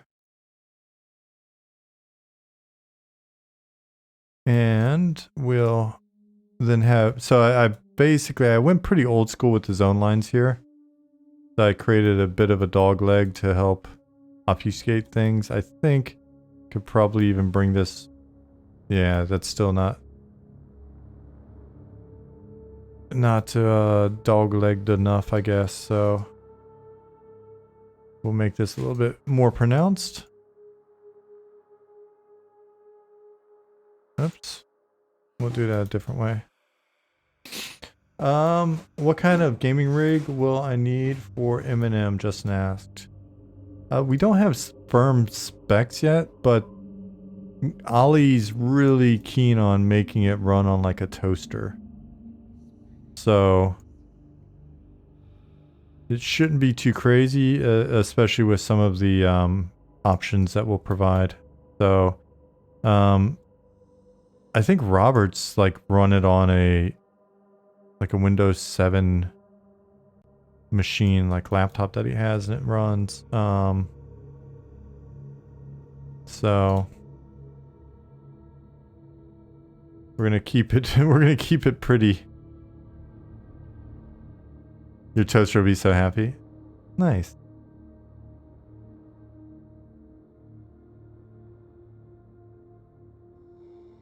We want to be in the toaster pleasing business.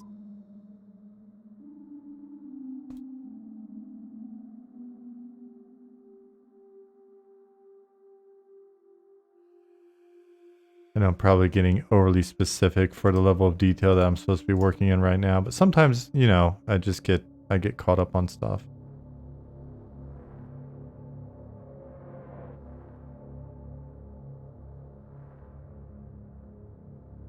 Get a little hung up.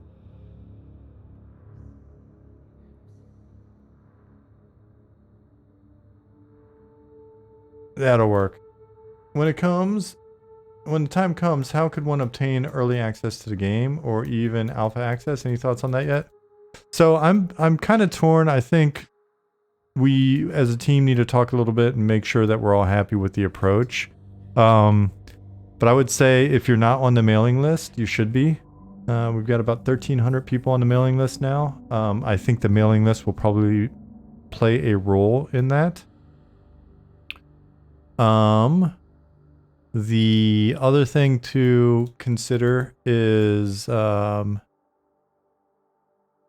I'm also thinking that the one way to approach things would be to, rather than charge for alpha and things like that, we just want to get some people in. We'll probably have a certain number of just friends and family that we get in, and you know, some of the folks that we really you know, dig their streams that we've hung out with in the past, like Level Up Larry, and I'd have to go through a whole list. I'm not going to name a list because I haven't watched a lot of streams recently, and I don't want to say something and then people are like, oh, that guy stopped streaming or whatever. So I'll refrain there, but there are a number of folks I want to check in on and be like, hey, you want to get in? Even if they're not streaming it, just to sort of give us feedback. And then there will be a certain number of folks that we basically allocate, or how should I say this? I was thinking one way to do it is just to say, for a certain period of time, we're only letting X number of people in. But then we'll let those folks in, right? Like it's not you don't have to buy anything or anything like that. And then if some people stop, you know, stop playing, then we'll basically have it open up that slot again. And then if everything's going well, then we'll open up like more slots. So maybe it's initially we only let like 50 people in, and then 100, and then 300 or something like that. And I mean, ideally there'd be a kind of a fun way where we can also make it so that, you know, you do something for us and that's helpful as well. So maybe there'll be like a friend invite type thing. But we'll play around with that because it'd be nice to have it also be kind of a community building tool as well. But yeah, so we'll try to find a way that's kind of fun, that gives us value, that's cool for you guys, that you know, again, that's not like based off of having to buy anything.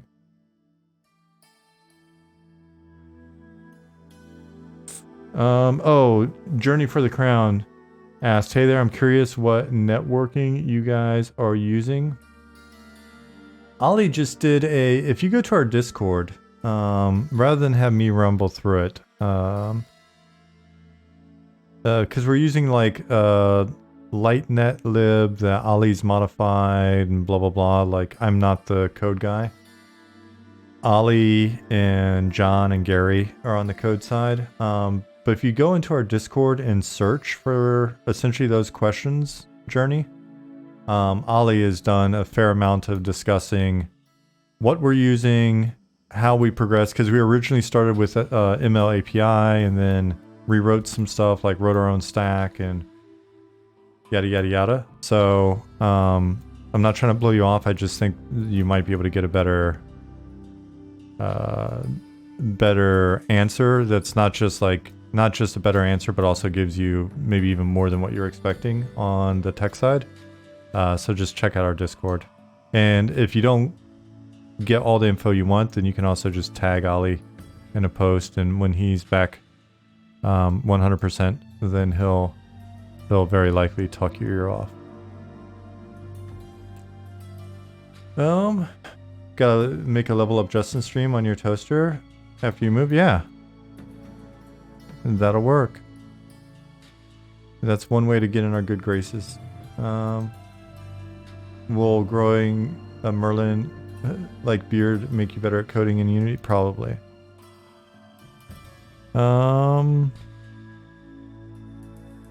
Alright, so this will be some plateaus over here, so I'm not going to get too crazy with it. But essentially we'll have some plateaus over here that you can go up, because there will be a road that comes along here, but there will be some bandits and cultists that you'll eventually run into here. So cultists hidden away, and then some bandits that are collaborating with them, maybe.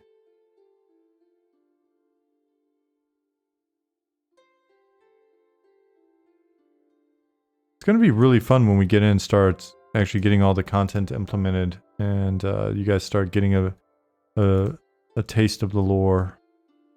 It's going to be a lot of fun. But like I said, I think it's just preferable from our end to expose you to the lore in that manner.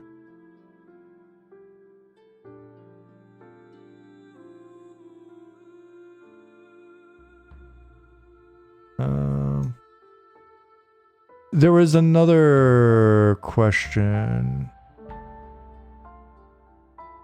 What method of bringing players in your mind will provide the best feedback on the actual game? I feel like paid access doesn't necessarily give you good data.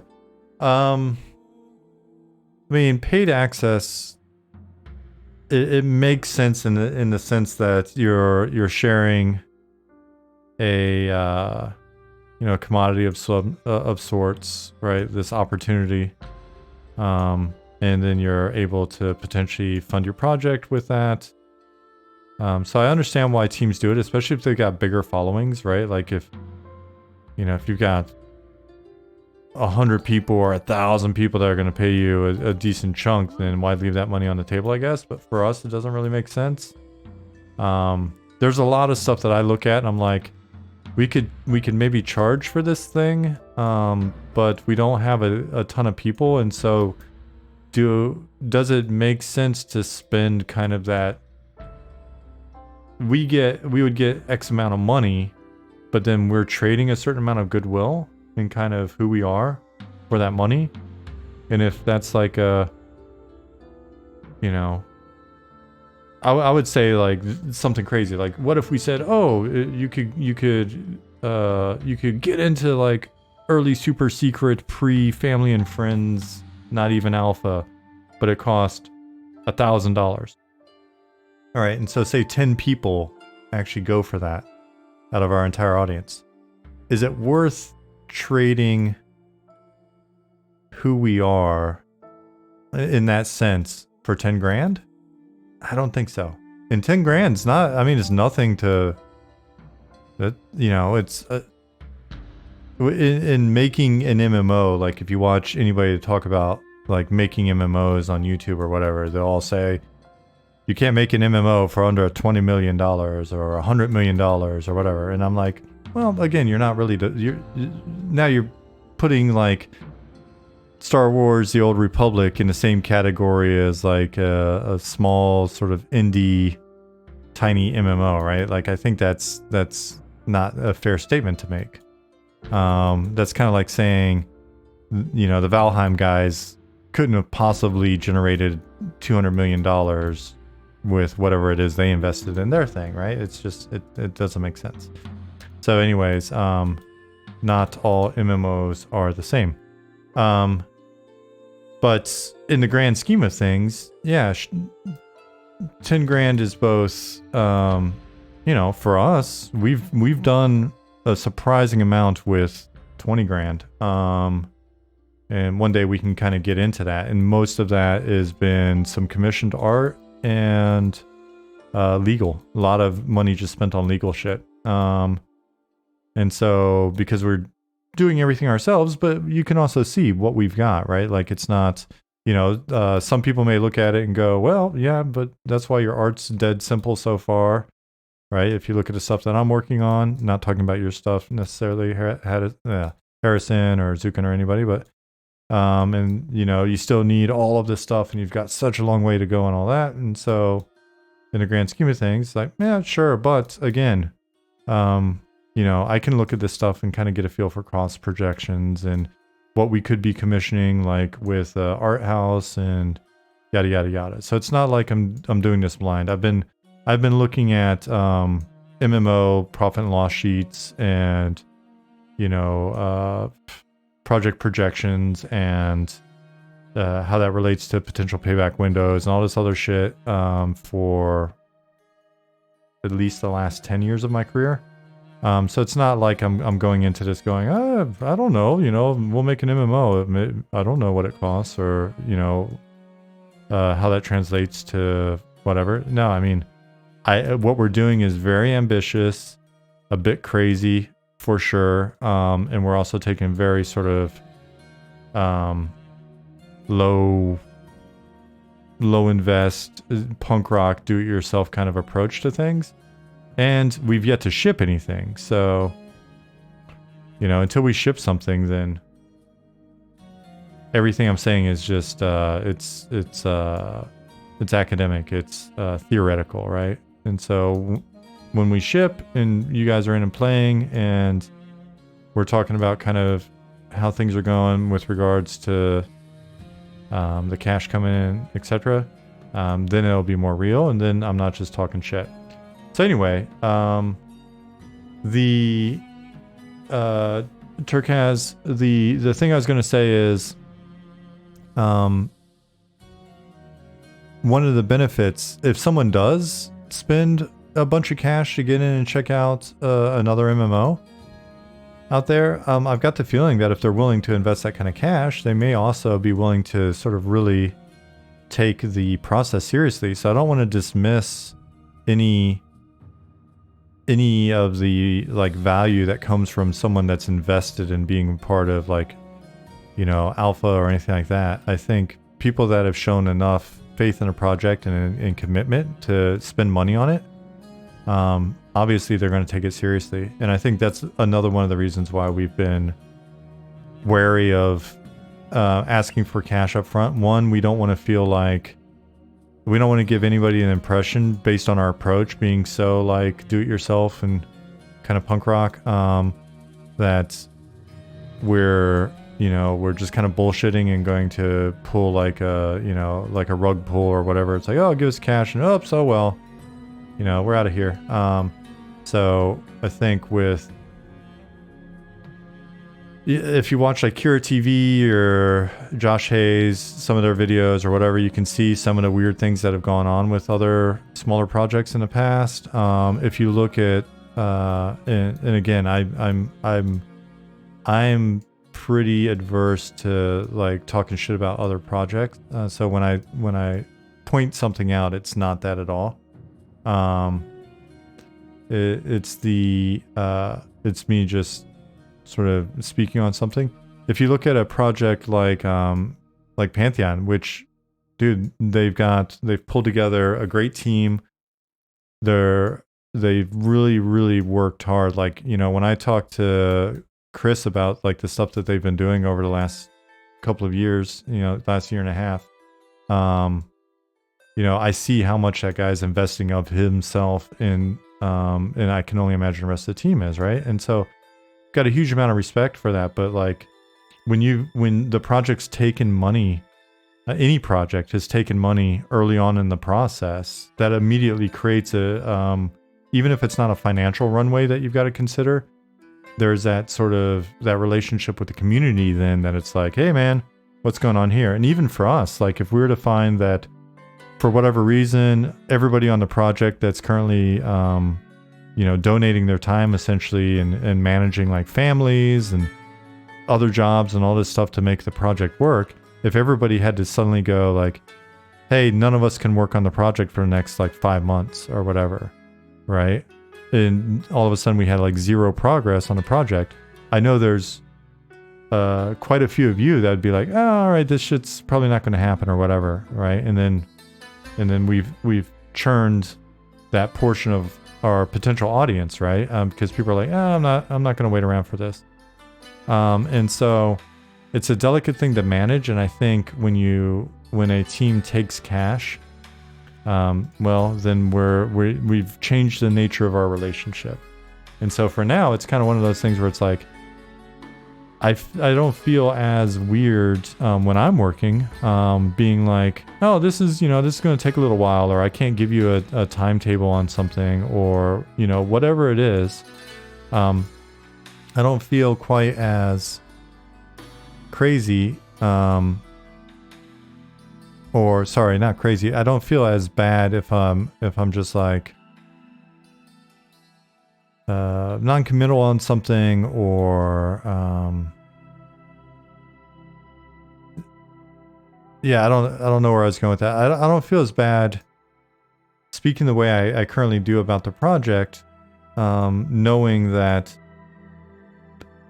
we've mainly just sort of opened this up as a way for people to kind of see behind the scenes. Every team does it differently. We're only a representation of how we're approaching product development.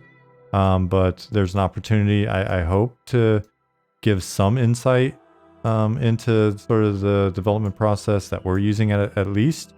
And then,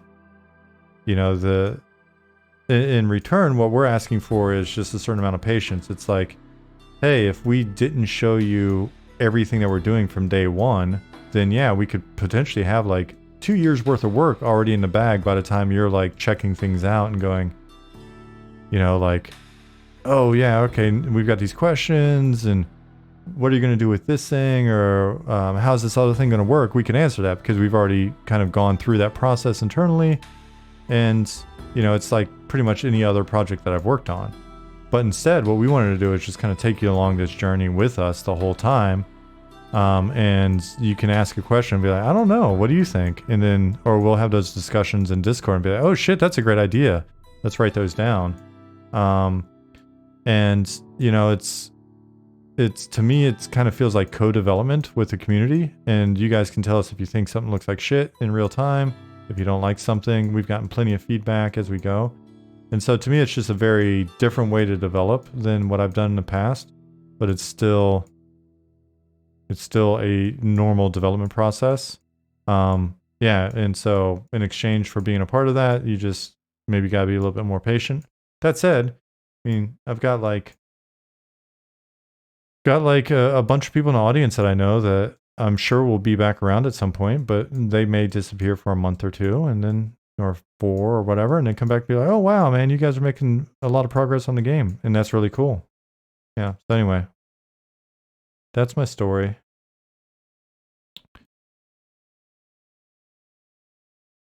I think that's big enough for the basin to start with. Let me tell YouTube that I'm still here. Get some more music. Why, thank you, Keith. You guys must have PhDs. The discussion answers are so well done.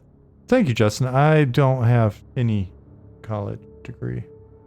I tried to go to college a couple times, and I got bored, and there's really good stuff on the TV that afternoon. And I also had Super Nintendo, and so I did not stick with college the couple of times that I tried. Even when I got out of the army and I had to skate park, I did a little bit of college, and I couldn't stick with it. So, Keith, no, we did not fix the object merge. Gooderbear said, I'm following what you are doing with Eminem and what Callum Upton is doing with Nightmare World. Let me look that up. Callum Upton. Nightmare World.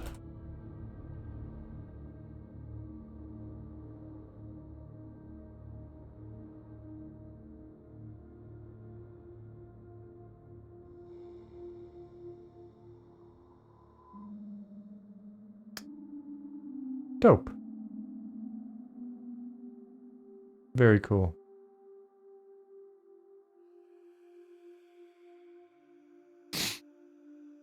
Yeah, I mean, I'm not knocking college at all. I just it wasn't for me.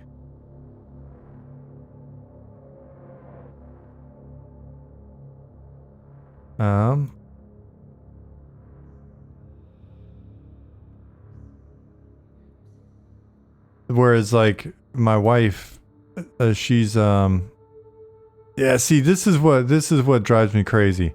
Because I couldn't merge these objects, then I cannot basically collapse these verts. Which means this kind of bullshit happens. Ah.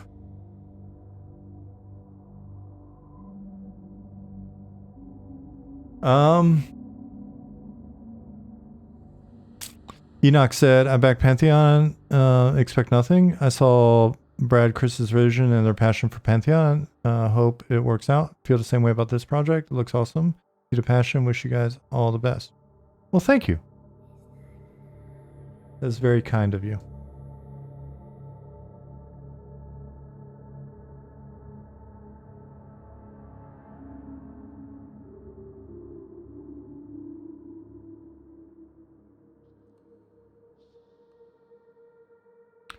Come up here.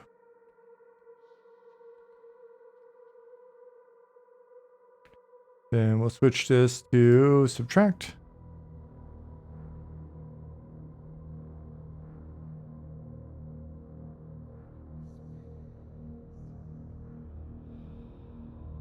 We'll subtract around the edges here. Beer Chug said I also back Pantheon because these sorts of OG style MMOs need to come back. Right on.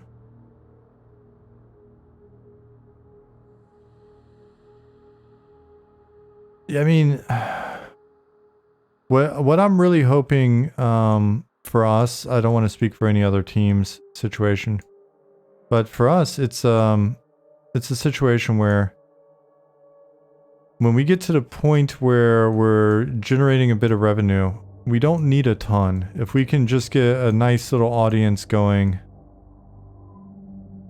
maybe we'll do some texture in here.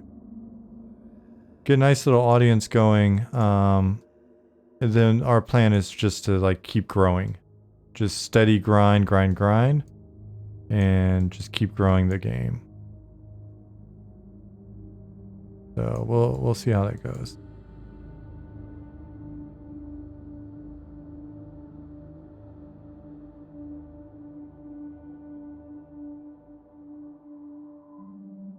Hey Retro, what's up, dude?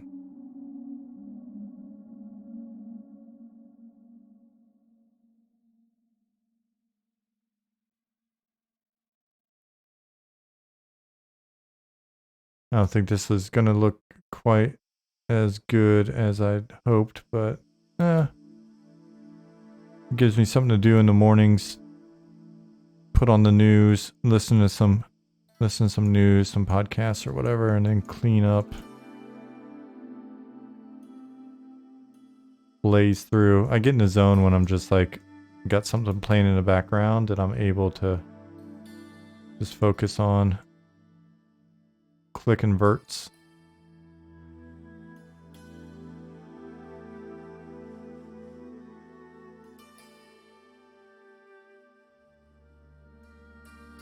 Give this a little bit of a basin shape, and I'll expand it out a little bit more. But you always got to start somewhere. Kind of like doodling. It's funny, like watching Goblin do concepts sometimes. It's really interesting to see how it's just like one splash of color or something. And you just doodle, doodle, doodles, and it's like, holy shit, that's a whole scene. How do you do that, human?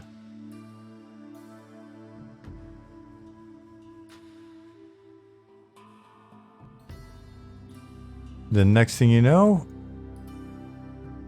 it exists in game because Harrison or Zukin has modeled it.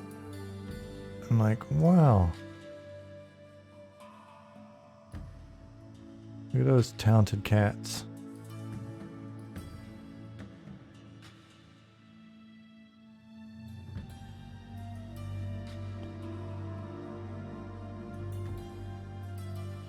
Yeah, so I think we'll probably do a little bit more. We'll make it a little bit bigger because it's meant to feel like a minus the little artifacts from where the shit didn't work properly, but it's meant to basically go down and be a feel like a dried lake bed. I looked at some reference. So if you look here, I was looking at Lake Mungo in Australia. It's kind of cool.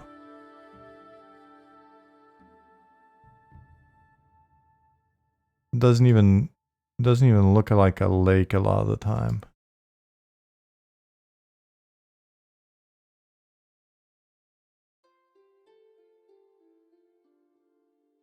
So it'll be a mix of some stuff like this along with where the glass flats are. A little bit of like Bonneville salt flats kind of look. And then it moves its way over into a bit more Badlands there on the west.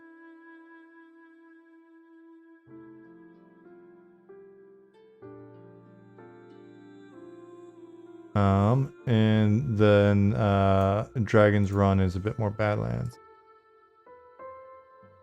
Not sure if this helps much, but you can weld the verts so they don't keep tearing. You just have to set the weld distance very small so they don't overreach.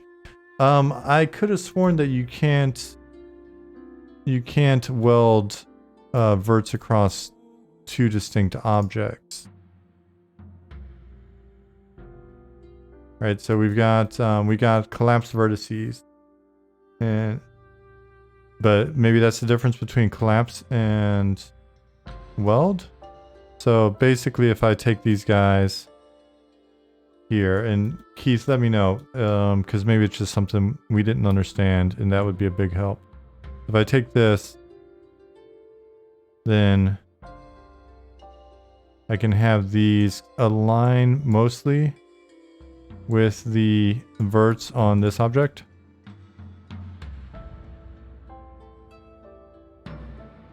Right, so they line up pretty well, become kind of seamless. But if I come over here, I haven't tried weld. So if I grab these two, I don't have the option to collapse or to weld.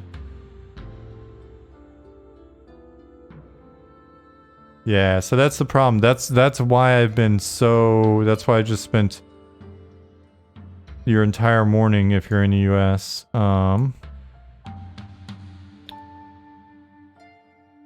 complaining about not being able to merge these objects. Yeah, so, because then the problem is that we run into this shit when we're... And unlike Blender, well, first of all, I wouldn't have this problem in Blender, but unlike Blender, selecting multiple verts, like when they're like this, it's not that hard to grab both of them because they're not perfectly aligned. But if I actually do what I was trying to do a second ago, which is grab this, and then align them properly. So now they should be pretty aligned. But now when I go to grab both of them, I only get one. Because there's no like X-ray. There's no X-ray option on here. So this is the problem. This is the it's pretty much a pain in the ass. Might be able to get someone to write a custom plugin to automate the snapping at least. It's a fair point. And I'm not being sarcastic when I say this. That's never a good start, huh? That's never a good way to start a response. That's almost like saying, but respectfully, or with all due respect. That's not going in a good direction when you've got to all due respect somebody. But what I was gonna say is, if somebody, namely, it'd probably be like Ollie, could figure that out, that script. I'm hoping he could just figure out what we're doing wrong with the inherent functionality of the tool. It's like, why can I not merge these damn objects? Oh, and this is always fun when it does this shit.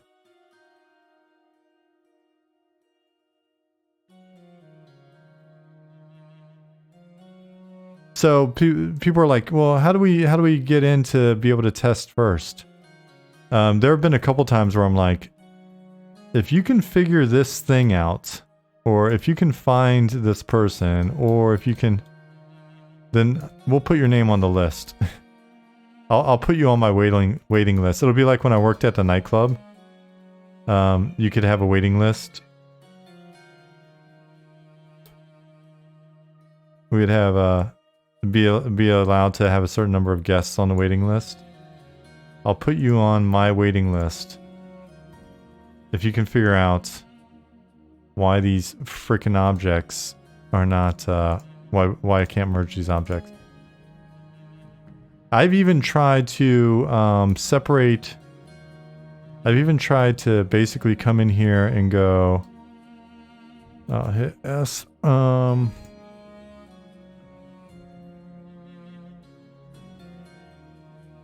So I've come in here and been like, here, I'll get it top down.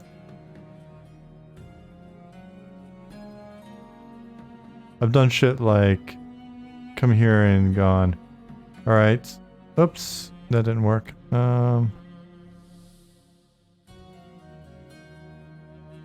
Why is that not working? Oh, because I switched to subtract and never switched it back. All right, so I've even come in, watch it work this time. Taken like all of these faces in one of these, or taken all the faces along one of the edges that I wanted to merge, and tried to basically separate them. So,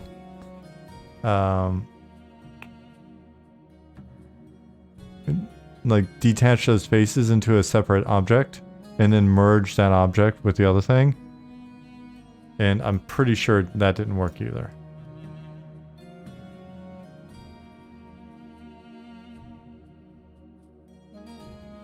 And that may be where I got some of these wacky like shapes in the past.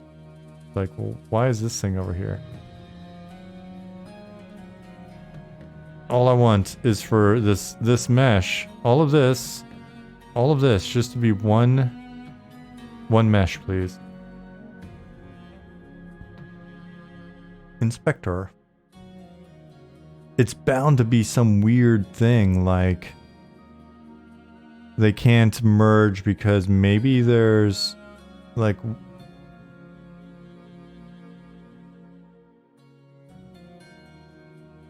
are your objects mesh combined at over 65 or 65,535 verts? Vertices 61,370 unless you look at in parentheses. Why is this in parentheses?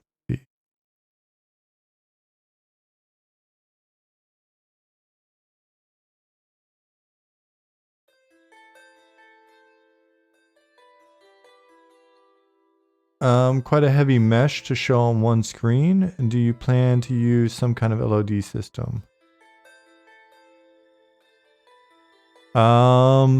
Yeah, we'll be LODing as we go, but it's actually, I don't know. It's not that heavy. I mean, we run around in here and it's not really noticeable, but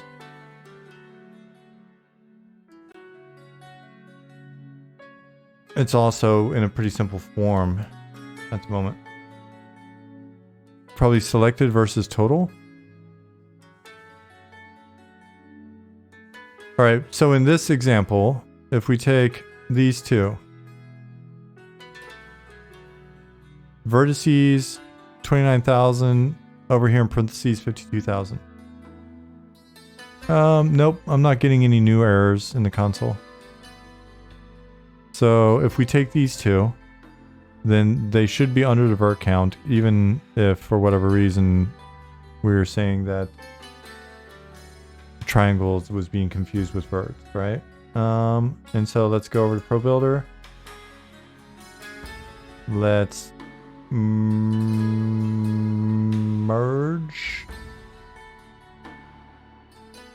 these objects.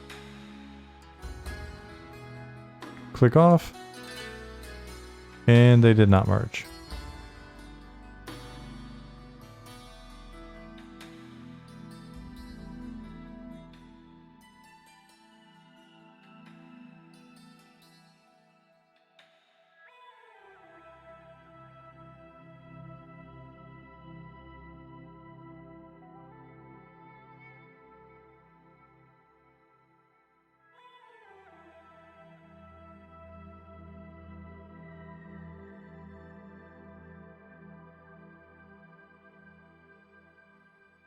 So, yeah, I have no idea.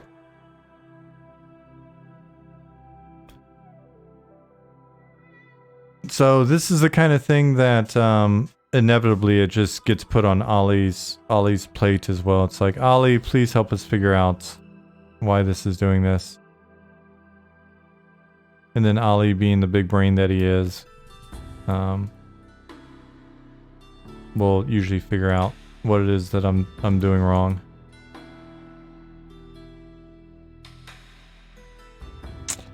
Well, you'll have buildings, NPCs, some game logic in the game loop. I mean, it'd be nice to have LOD for regions that you see at a far distance. From this perspective, it may be better to divide terrain, not merge it. Well, but for the for what we're currently doing, this is less about like how is it going to perform at runtime, and more about ease of working with the terrain at the moment, right? So I'm not worried about how we're going to handle it at runtime, because if we needed to section it and LOD it and stuff like that at runtime, then we'll come back in and we'll divide everything up. We'll basically, you know, we can postcard out or whatever the correct term is for all of the 3D stuff in the distance if we needed to, right? Because we even like this facade piece that we've got back here. So that's not the current challenge. The current challenge is workflow, where if I'm playing around with the mesh and resculpting it, I don't want to have to spend 30 minutes fixing inconsistencies. So we've already got a system in place that is it's distance based deactivation of entities on the client. So basically we've got a sphere of influence system that's already in the game that Ollie wrote up that makes it so that all of the NPCs and any other, like maybe speaking out of turn, but I'm assuming any unutilized game logic that's not necessary for the client that's outside of the sphere of influence is just it's just not available to the client, and we're not sending those updates or anything like that. So that optimization exists. Yeah, so no show EQ. There'll just be a very tight sphere of influence show EQ. But then oh yeah, Monty. Belfaster, I think, is that the term in Unity? Imposter? But anyway, so that's not the problem. It's really just a current workflow problem. Monty, now that you're here, well, but you're more of an Unreal guy than a Unity guy, right? We've been looking and looking and looking at the fact that I guess we're hitting a vert count limit or whatever, but it's been super inconsistent in allowing me to merge objects. And it's been a pain in the ass. So we just, I think, who was it? Yeah, Rev Chumley said that Unity's got a vert max that we may be hitting. But yeah, it's been a pain in the ass because then trying to work across like seam lines. So, and I'm saying just for editing, just for editing.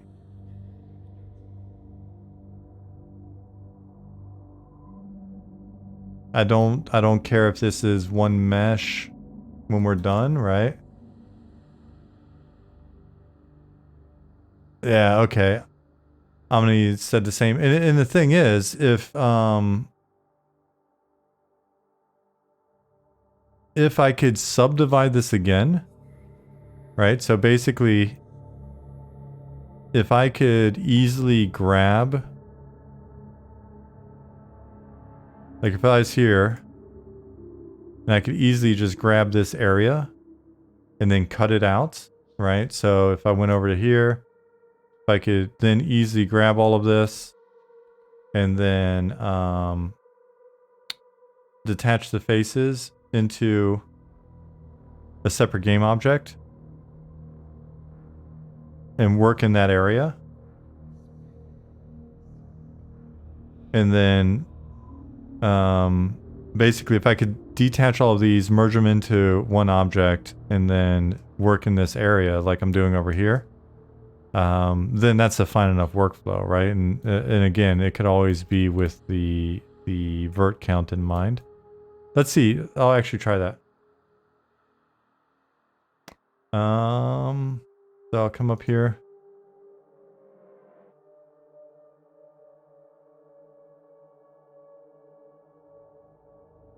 All right. So if I could grab these, like these right here, and if I could then go into face select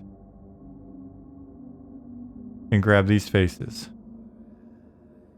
and then detach this. So detach faces into one object. Detach selection.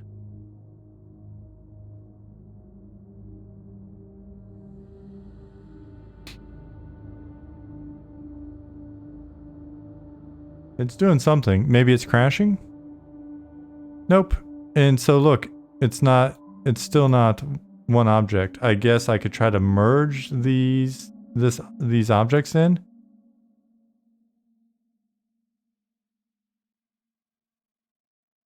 Well, shit. Okay, that'll work. It's super goofy, but this will work. This will work. This will work. I don't care. I don't care.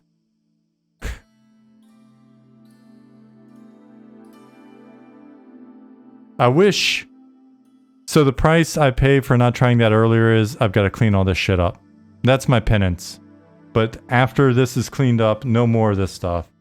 Yes, I've put myself on the waiting list. Now, Monty, I'm going to read your very, I'm going to read your well thought out and awesome response. So Monty said, think of a draw call / batch as a ship. You can only load so much cargo onto a single boat. You want to load as much cargo onto the ship as possible. Most people don't fully utilize the cargo space available. They don't combine until way late. However, the more verts are combined, the less are culled. Culling takes place when objects' boundaries aren't visible in the camera view. Yes. So, if every tree in a few acre area is combined into one single batch, the 100 behind you will still be in your draw queue even if you can only see the 2 in front of you. Yeah. And that sounds like a lot of the fun that Ollie's going to be having in working with us to optimize our stuff. And then confirmation that I was moving in the right direction. Cool. Yes, Omni.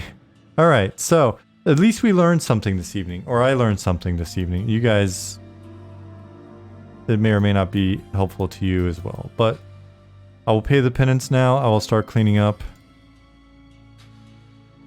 these verts, and I now have a workflow for tomorrow.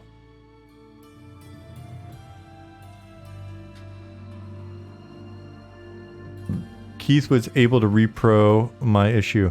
To me, it just doesn't even feel like this is that big, but I guess for one object it is. Because I'm like, graphically, I mean, this isn't a lot of verts, but... Oh, I'm going to have to do you guys one at a time, huh?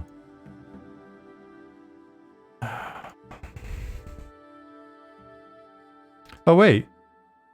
Son of a bitch. Why am I doing it this way? I just did all this work so I could do it this way. No? Yes? Why am I doing this to myself? I could just do this. Yes. Okay. Great. Yes. Yes. Yes. I swear I tried this earlier today. I swear to you people. You know I wouldn't lie to you. I might embellish, I might over-exaggerate, but I wouldn't lie. I swear I tried this earlier, but maybe I was just frustrated and did a half-ass attempt. Yeah, Zook, and I figured out, well, we figured out, chat figured out that it was just a, it's a limit to the size, which I think Pattis was saying as well yesterday or previously. But the workaround is essentially just grabbing the area that I want to work in with it from select all the objects, grab all the faces, cut them into a new object, which doesn't actually work. What it does is, it detaches those faces from their objects, which then in this case was 4 new objects, which then you can merge into one smaller object. It makes sense in this makes sense to a programmer, I can imagine, kind of way. It doesn't really make sense in the, like, why doesn't this shit just work the way I want it to kind of way. But, you know what? We figured it out, guys. That's a victory for tonight. High five to all of you.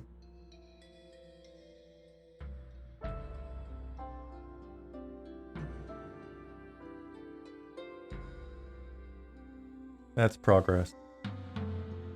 We made progress. Monty, and thank you for your very well thought out answer.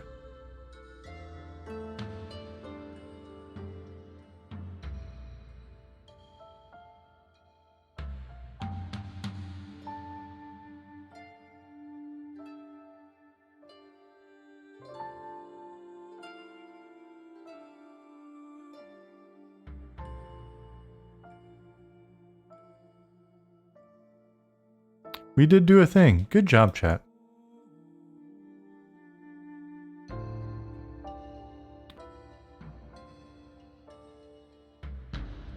So the whole time, I think I've mentioned this before, the whole time I worked on teams, I would go by artists' desks and they'd always have like some video playing in the background or some TV show or just something going on, and they're just sitting there clicking. Oops. Clicking verts, and I was like, what is this nonsense? How dare they have television on or a podcast or whatever? And then I started working in 3D. Oops. You know, whenever that was when we kicked off this project. So like year and a half ago, I started working in Blender, and I was like, oh yeah, I can totally watch a podcast and click these little dudes and repeat this action over and over again, or kind of get a little artsy with something, and it's not really a distraction at all, which is very different than doing design work. So now I get it. Now I get it. I apologize to all the artists over the years when I was the grumpy ass designer, where I'm like, those guys even do work for a living? Jeez. Why are they always watching television? God. Ooh, I need to actually use these lines to remind me where I need to merge all these guys. Yeah.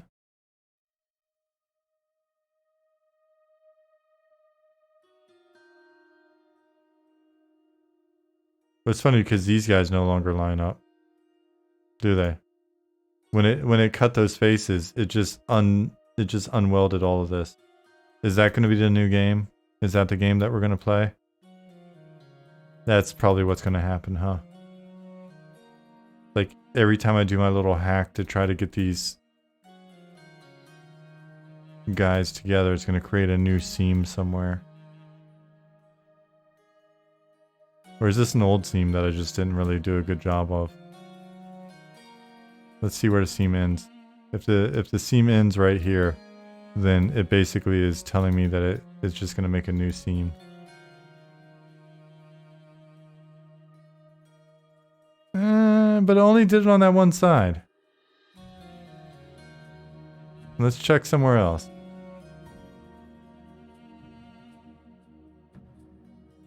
I don't see it. It could have just been my sloppy work originally. My sloppy work brought to light.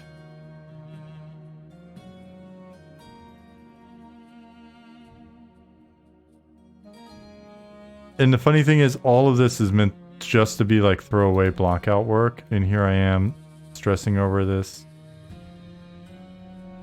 There seems to be a little seam.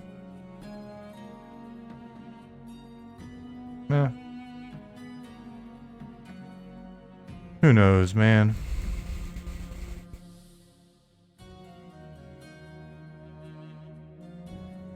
Well, probably just the better thing to do is just export these.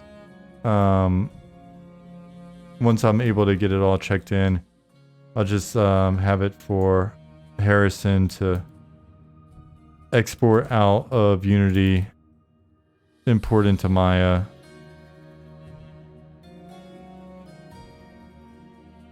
Clean it all up, re-chop it, re-import the OBJ or whatever.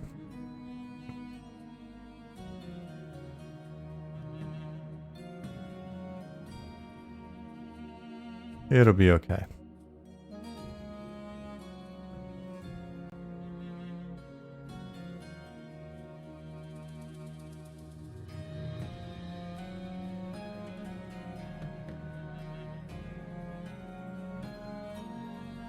$10.20. Well, that's not bad. So I'll probably stream tomorrow as well, which may throw some of the folks that are expecting me on Thursday, because Jasmine's got a work thing, like a birthday party tomorrow.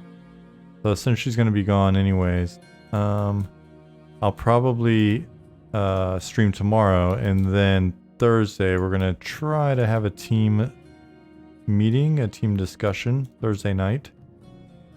And we'll see if we can get folks together for that. So we won't be streaming that because we'll be talking about all sorts of top secret information. Though we may stream those in the future. But it's kind of hard sometimes if I'm wanting to chat with you guys in chat, and also we're discussing serious business and planning and stuff. That may not work out. So we'll see how tomorrow night goes. And then we'll record tomorrow night's meeting for team members that aren't available. So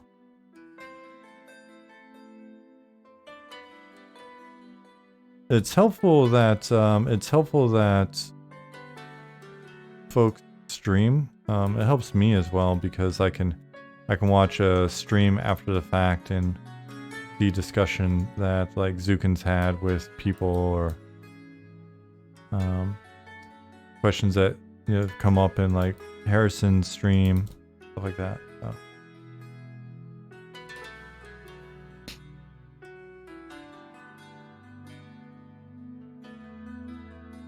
Space ducks.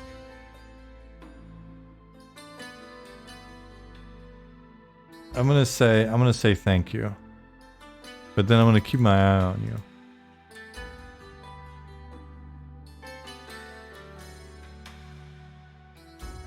You know what I mean? You know where I'm coming from with that, space duck? It's not profiling necessarily. I'm not trying to profile you, but sometimes when somebody's driving a suspicious looking vehicle in a suspicious manner, it could be that they're doing the right thing. Right? I'm not trying to cast any aspersions. But sometimes when people come into chat,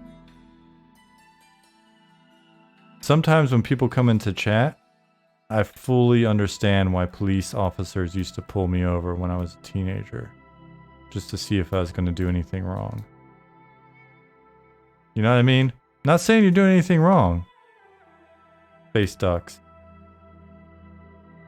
But sometimes the way things are worded, I get suspicious. And I feel bad about it.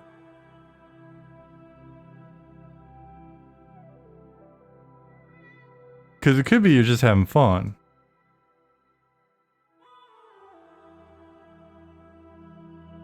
But I have a suspicious nature, though.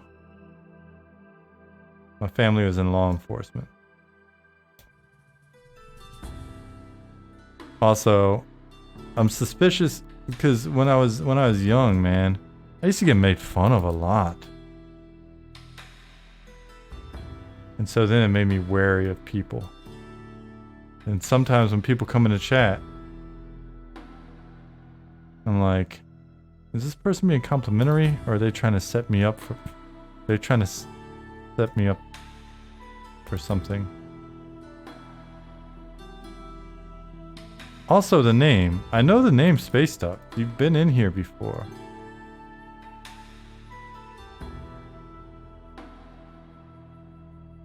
But not that often. And so I'm wondering, do I remember the name because you came in and you're a bit squirrely?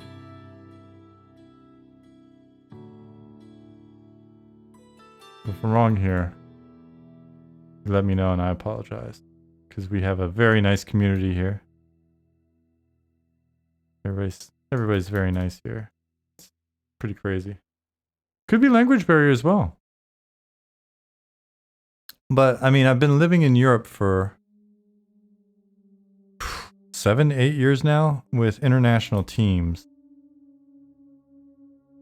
And it's not the language barrier that gets me wondering, where's this person heading?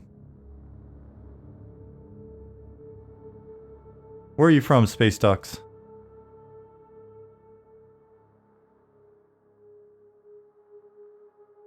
I'm mainly just poking fun.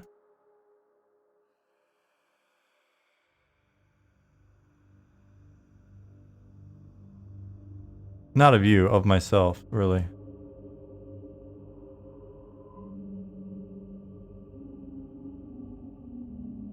It's something I do on other channels, write silly messages for fun. I popped in a few weeks back when I first followed the channel to say that I was glad about how you were bringing back nostalgia. You're from the UK.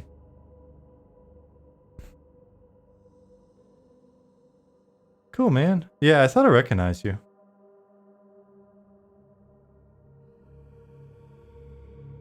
I remember we rarely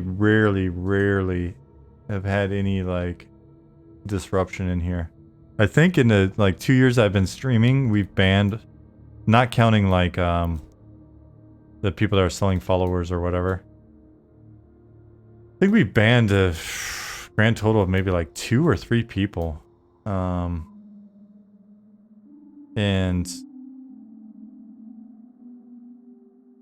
And I don't even, I think they were maybe even just being mean to somebody else. It was not even like a super disruptive thing. So it's been a fairly decent run. But I know the other day somebody came in and said something that was clearly, I don't know, a bit trolly or whatever, and I guess I didn't even notice I did it. I just did my usual kind of smart-ass response back. I just noticed chat was like, oh, and that was that. I don't think that was you though, Space Dog.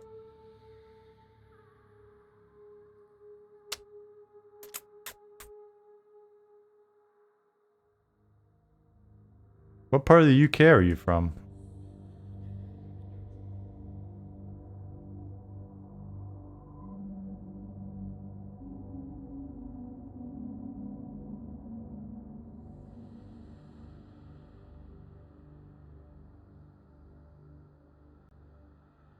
I have only ever really passed through UK.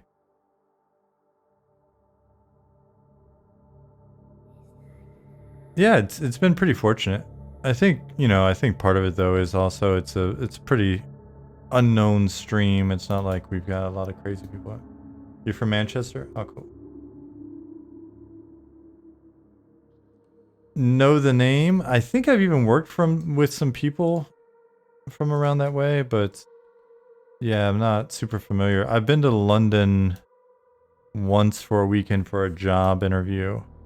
Or not weekend, it was like 3 days. That was pretty cool.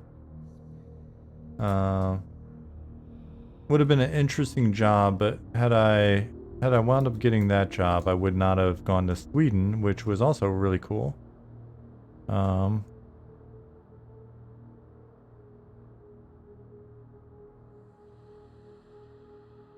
But to me, London was a bit. It was kind of. It was a little busy. It was a bit too much. It was cool that, you know, people spoke English, kind of hard to understand them at times, but it seemed a bit busy and crowded and a little bit expensive. And so Stockholm, I wound up going to Stockholm instead, which was kind of cool because everybody in Stockholm speaks English for the most part really well. Like, so I've been to Dublin and I've been to London. And I would say that the people in Stockholm speak better English than both of those places. It's easier for me to understand, which is odd, because I'm pretty sure English comes from England. I wish I could just easily collapse these guys. Can I? I cannot, but I can collapse that one. Nice.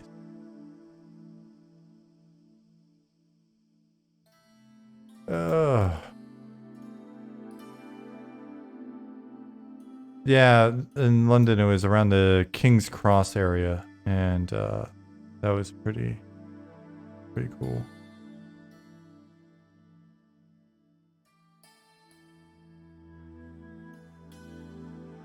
All right. Let's see. Just looking for other broken stuff. If you make a mistake on these edge smoothing connections, would this cause players to fall through the world? Etris, depending on the size. So like if I hit save here,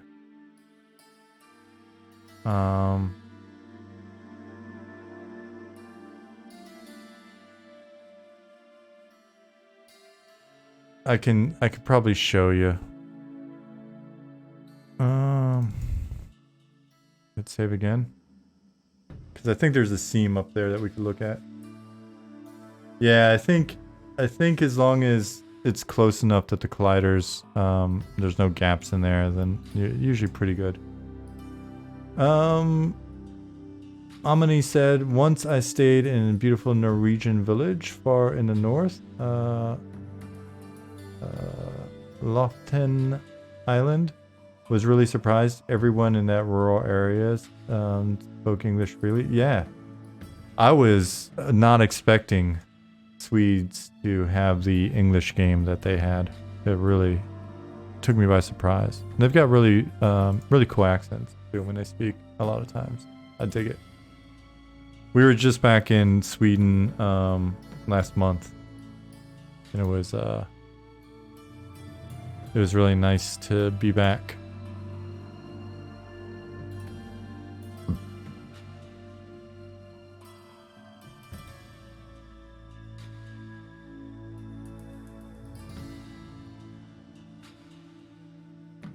One thing you realize, you have to merge faces later, like planar decimate in Blender.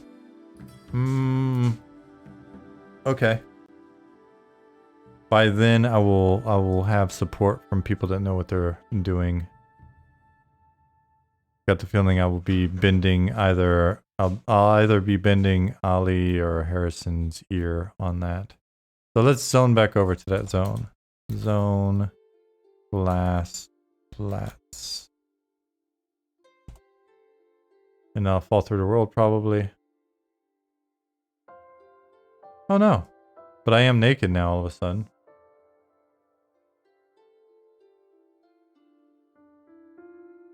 I zoned, but my clothes did not.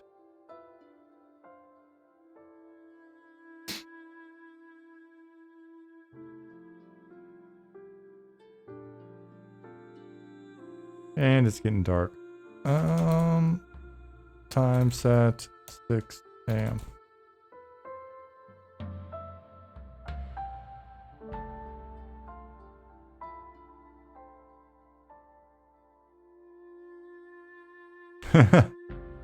You think he's more intimidating in his little ogre panties?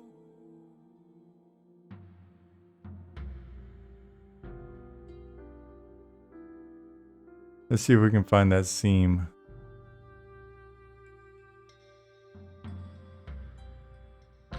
Oh, this is what you want to see here. We'll reset it. We'll watch the sun come up because these are just the moons going down over there. So we'll face this way.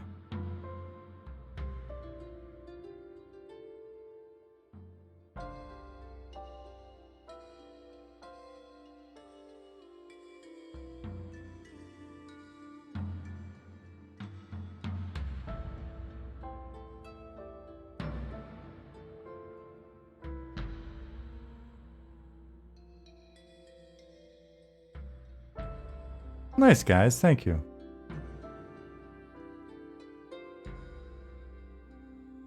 We got our little moons going down. Okay, they're down. It's really nice. I actually like the sunsets here. Can you tell us any sun lore? Lotta, you keep trying to mine me for lore. You'd be shocked at how much lore is related to the sun.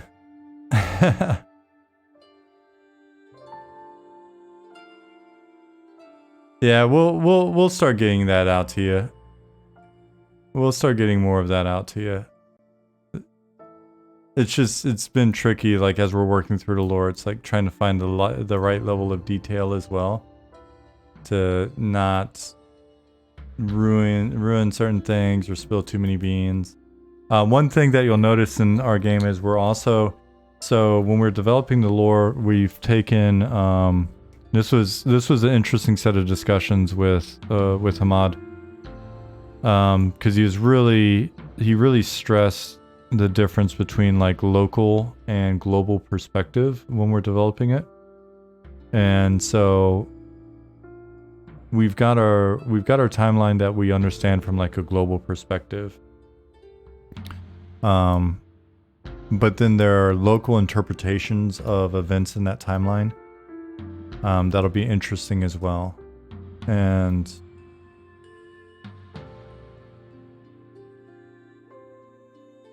so here we go. Here are some funky seams.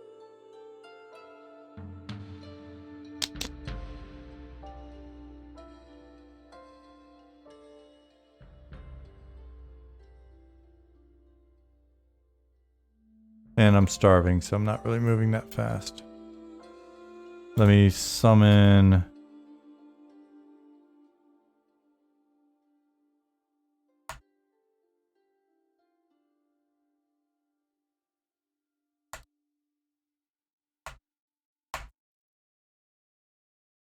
and stack up my bread rolls. Cool.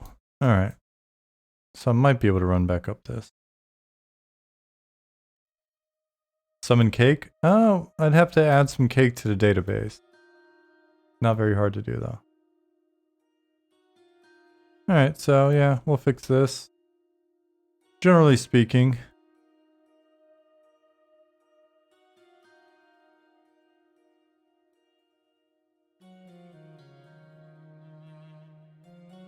Ogre's already loaded on cake. Oh yeah, you guys on your streams, you call the ogre's butt the cake.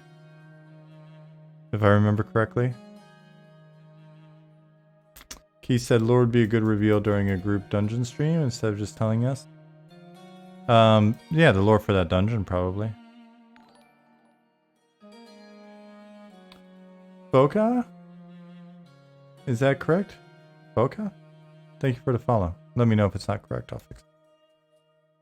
Alright, so we've got plenty of room to sort of make this feel more like an old dried up lake bed, so we'll have some more progression down into it, probably sooner.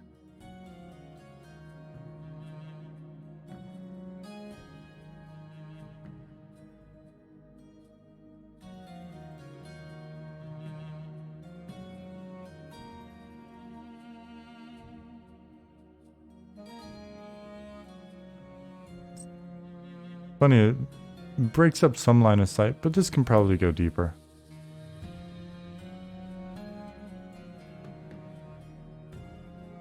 Maybe have like a old ship just laying down here.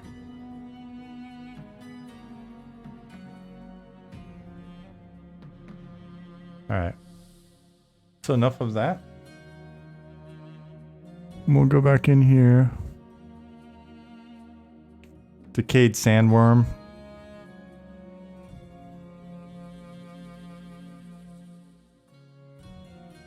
Cool. Thank you, Poca. For whatever reason, when I saw that name, I thought Portuguese, but I don't know. Where are you from?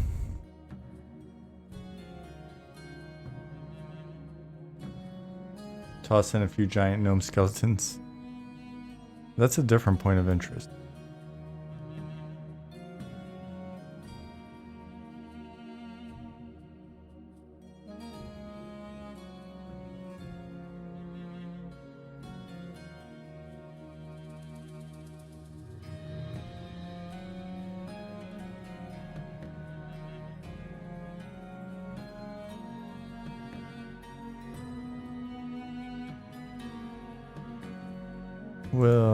We'll have all this come down. Here and here and here and here.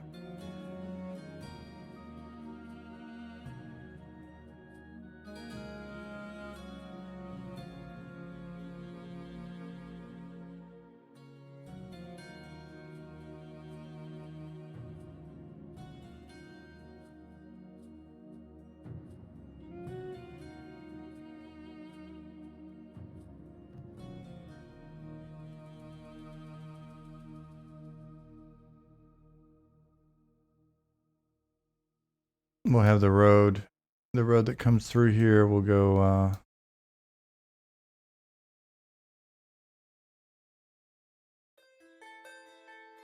we'll go down into this dried up lake bed right here. We'll do that.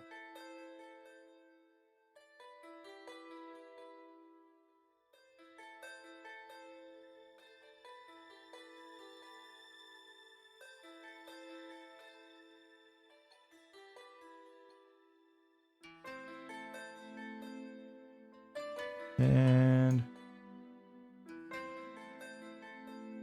feedback. Wouldn't a ship rot and decay long before the entire lake dried up and turned into a desert? That's one of the problems with the ship idea. I've thought about that. What if it was a ship fossil? What if it was like a mud fossil? Have you heard of the mud fossil concept? Let's see if we can find it.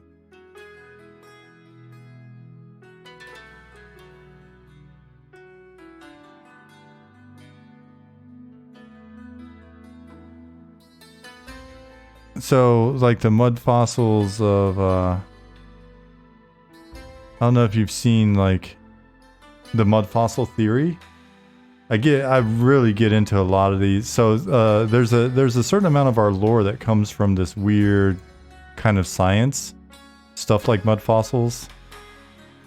Right, I'm trying to find, like, one of the crazier mud fossils.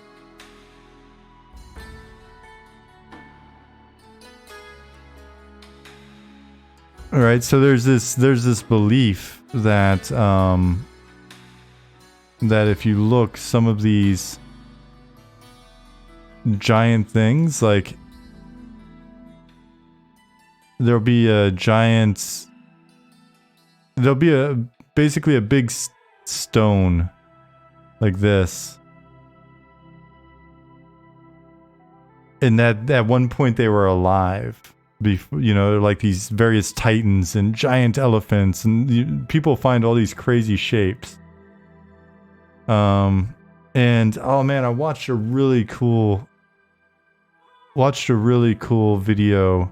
I have to look it up. If you guys are interested, remind me on Discord or whatever. It was like an hour-long presentation that this guy gave about how humans are likely hundreds of millions of years old, and that before humans there were these titans that roamed the earth, and then there are certain stones that you can find that are actually the preserved hearts of these titans. And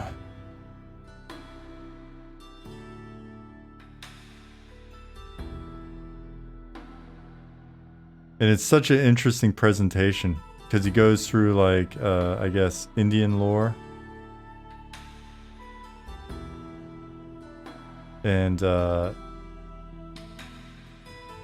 it's just, there's so much great stuff.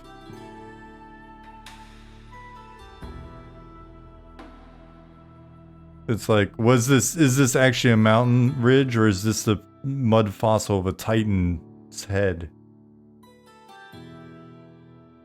Oh man, there's so much good stuff. That guy's presentation, he does a pretty good job of convincing you that, right? Like, is this a mountain, or is this the petrified head of a titan, guys? These are the things that we think about when we're thinking up lore. Speaking of which, let me flag that for discussion. Alright, so after watching your streams, I have so much greater appreciation for the work that went into EQ. Nah, Pump, don't let me fool you. I am not an expert at any of the things that I'm doing in here at the moment. So the EQ guys, I'm sure, did it much faster and much more professionally. Don't think just because this is the way that I'm working on stuff that other people are anywhere near as slow or shoddy or whatever. So that's my disclaimer. Petrified ship or ghost ship, or there's actually going to be a lot of crystalline. There's going to be a crystalline forest right here. So it's not a spoiler, because I'm actually going to have to, like, get assets and put in here, and you'll see it. So there'll be a crystalline forest that's all starting, like, right in this area and goes around, and then there's a really big crystal tree here. It'll be a specific point of interest, and then the crystalline forest will come up and around this crashed flying citadel. So it could be a crystalline ship. And yeah, there are going to be magic ships. Crystal ship? Is that really a Doors song?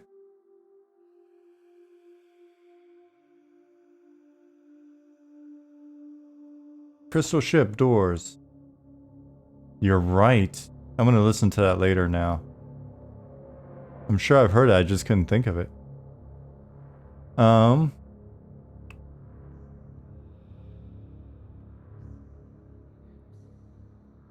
Perhaps a ship is a dormant mimic. Oh, a mimic ship would be interesting. Let's put a pin in that one and save that idea for later. That would be an interesting boss. That'd be an interesting giant creature. Also, it depends on what the ship is made of. See modern day Caspian Sea, shrinking, leaving stuck ship. Those are metal ship. So we've got plenty of ideas for material. How big was the classic EQ team? And how long did it take to start from start to finish to create? I can't remember how big they were when they shipped. I thought they were like 30 people or something like that.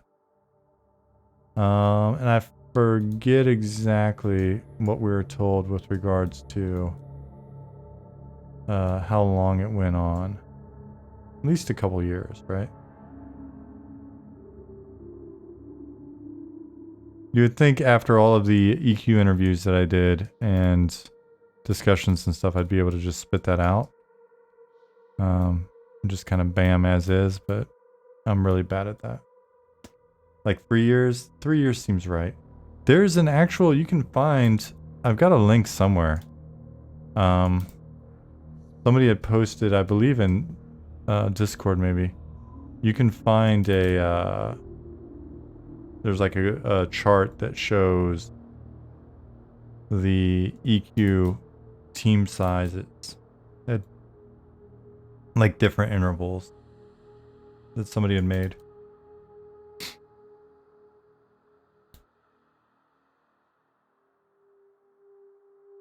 I think it was biggest during Plains.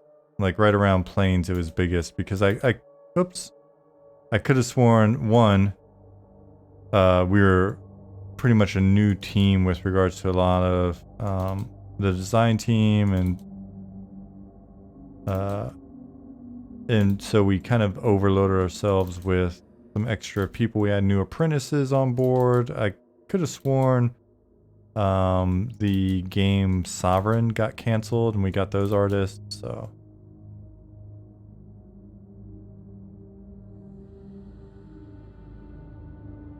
Pepper, what is up, dude? Have you heard anything from Lexus since then? Mr. Pepper 57 was part of the first EQ streaming crew that I was really talking to consistently that actually got me to try streaming EverQuest back in like 2020. I probably, yeah, I don't know if I would have been streaming EverQuest if it wasn't for Lexus's stream. So, like, I would pop in there in the mornings and Lex would still be streaming. Super nice guy, and everybody in there was like really friendly, and so we just started talking. I was like, I did the usual, like after a couple streams, I was like, hey guys, I don't know if you think this is cool, but I used to work on EverQuest. And then we started talking about it, and then, oh, I'm gonna sneeze.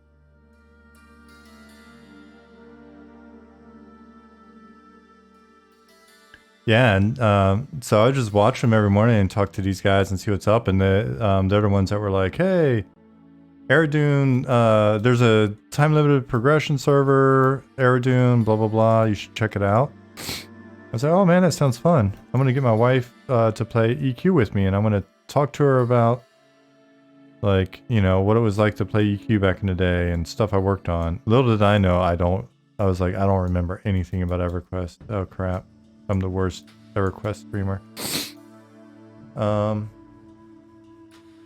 Yeah, and then he disappeared at some point, but I also know, like, man, that dude was putting in a lot of hours, and he's got family and work and all that stuff, so I got the feeling that maybe it was like just getting to be a lot to handle. And he also seemed to kind of have a idea for like how big you wanted the stream to be and stuff like that. And so, I don't know. It could be. Hopefully, you didn't get discouraged. But yeah, it's a shame that you haven't heard back from him. He's definitely a really rad guy. I'm hoping that a number of the streamers that I've watched in the past, EQ streamers, will be streaming again for the new TLP. That'd be really exciting. So we'll definitely be checking it out. Maybe even playing a bit. So for some of you that have only ever watched streams where we're working on stuff, if you've never seen EverQuest or whatever, then when the new TLP server comes out, that might be an opportunity for you to see some of that as well. May have to even squeeze in like an extra day of streaming each week, just to make sure that I can show some development streams, but then also get in and play TLP some. Everman, thank you for the follow. Oh, right on, dude. Yeah, you have to let us know when you're on.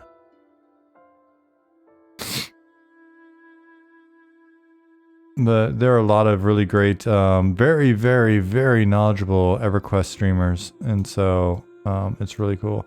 Speaking of, I don't know if it's secret or not, but so I don't want to completely reveal. But I would say that you should be watching Level Up Larry. Watch Level Up Larry's stream on P99 tomorrow. Sounds like there's some cool stuff going on.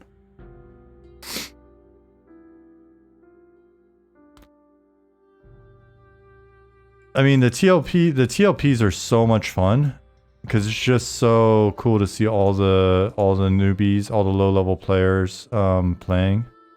I love it.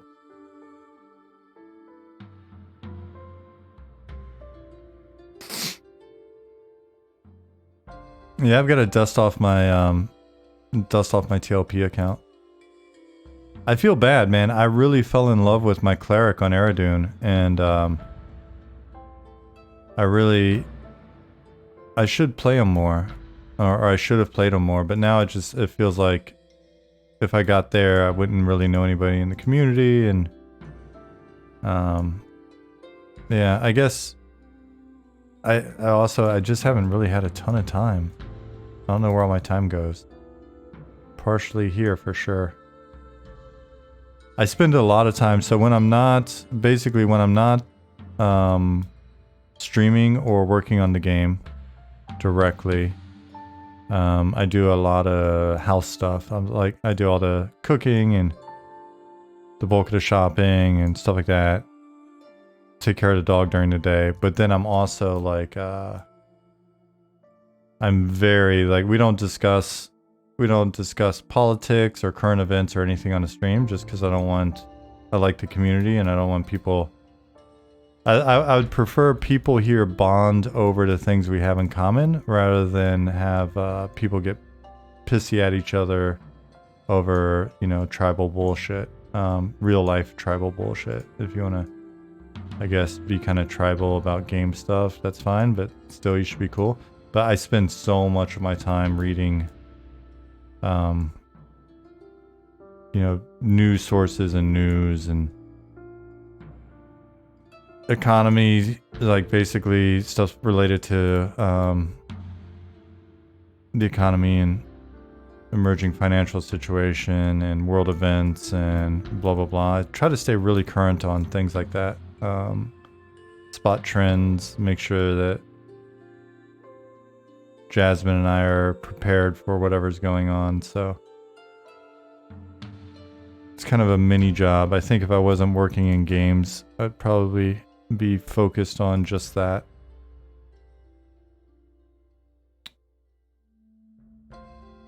Right on, Lotta.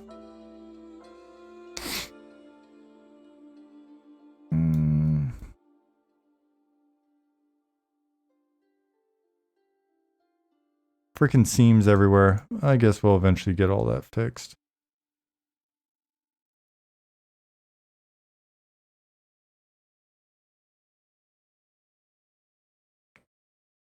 Eventually.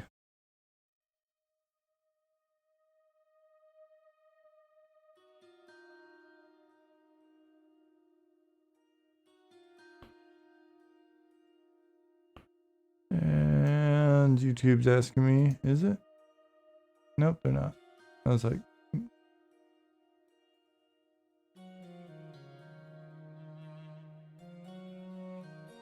Astro Steve.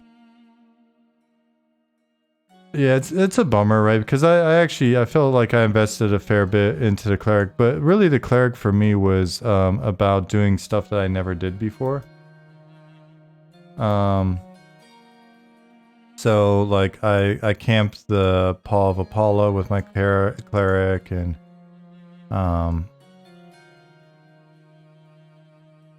got the the bat skull earring. Did all the soul road quests because I never played a cleric, and went and did that. That was pretty good. Oh, Everman asked. Yeah, so I'm just using Pro Builder because it makes the kind of shapes that we dig.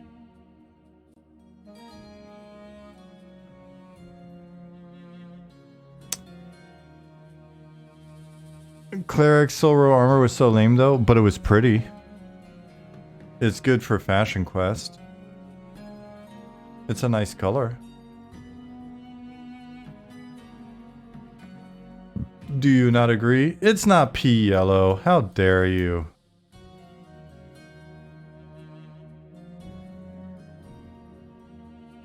Yeah, Everman. I'm just making I'm making real dead simple terrain.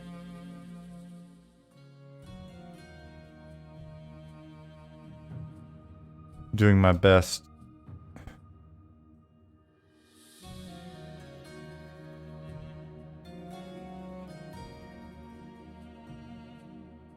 I wonder if that's the only seam that I was seeing when I was in game just then. Huh. That'd be cool if that fixed that. Let's see. Pea yellow. How dare you?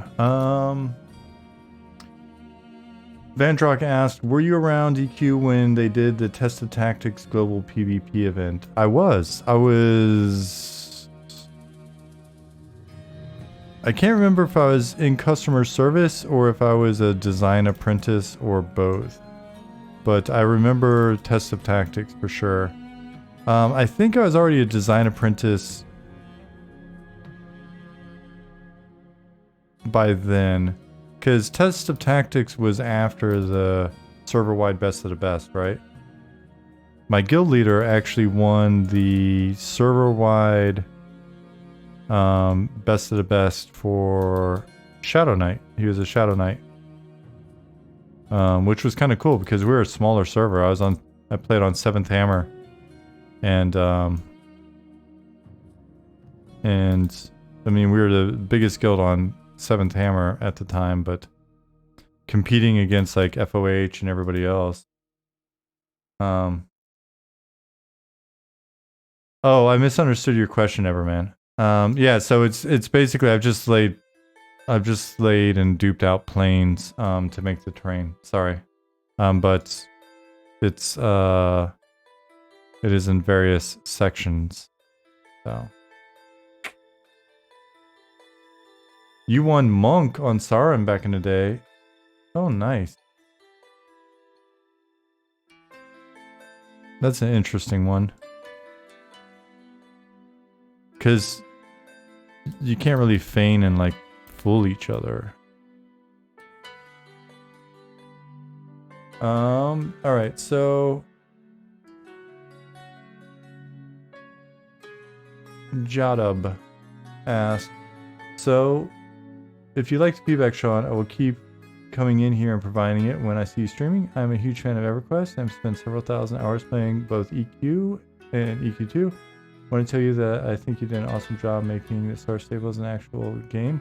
My daughter started playing it a few years ago, but I noticed about a year into her playing how the game was really starting to develop. Oh, thank you. If that was actually when I was on the team and helping provide some ideas and stuff, then I appreciate it. Man, we had a lot of technical challenges. Otherwise that game I think would have progressed even faster. But it's a lot of tech debt and a lot of just sort of challenges working through things that we take for granted. That team puts in so much work to try to make stuff happen. But I'm glad your daughter enjoys it. It's a cool game. It's a pretty legit little MMO. Like, it's the girls that play it, they definitely put in their time. Lots of work, lots of questing, lots of grinding races. So yeah. But yeah, I was definitely a big part of like pushing for things like getting the little collection system in place. It made it easier for us to make content, and they did a really great job with how they presented that in game, like the little notebook and stuff. Really cool.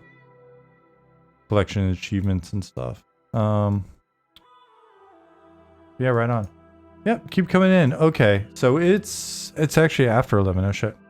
So for those of you that are new here, here is our website. That's the game that we're working on. Please join us in Discord. There's like 700 or 800 of you now. And join our mailing list. There's like 1,300 of you. And you can watch all of our VODs on YouTube, especially when I get around to finally uploading all of mine. But we've got several other people streaming. Check out their streams. Here's links. Give them follows right now. Nick, Pattis, Goblin, and Zukin. They stream more normal hours for you North American folks. Papa Mo said, "Hey Shawn, I tend to lurk in the background as I'm usually working during your stream times, but I want to chime in every now and again and show my support." Thank you very much for your support. Alright, so I just spammed you with a ton of links. Be sure to check those out. If you are checking out our videos on YouTube, do me a favor and subscribe.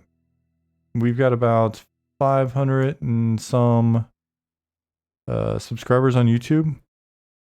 And there's more of you on Discord and the mailing list than there is on YouTube.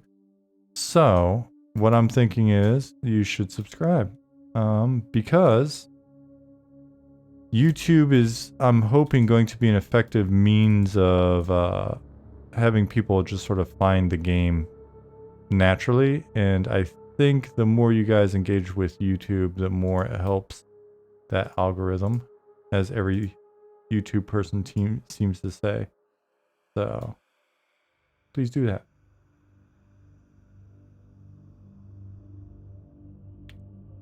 Hi YouTube, yes. And I'll check to see if they can actually read this chat on YouTube. And if not, then I'll work at making it better this week. Alright guys, I'm going to be back on tomorrow night, like I said. Because we've got a team meeting on Thursday, more than likely. And Jasmine's not going to be here tomorrow night anyway. So I will be back tomorrow night doing more of this stuff. Thank you everybody for being here. All you new people, thank you for checking us out, hanging out with us. Night Lotta, Night Regis. Who else? Beer Chug, you're welcome. Have a good night. Did I miss anybody else? Anybody else say good night? Pell's Ridge, good night. Snickerdoodle, fancy. Bonsoir? How do you say it? Bonsoir? Bonsoir? Bonsoir? Good night. Everman, night night.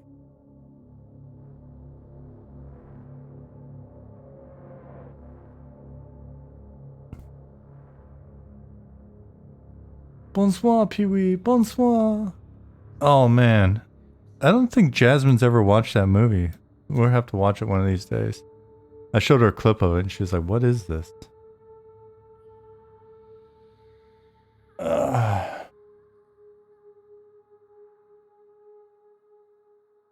It is a very good movie.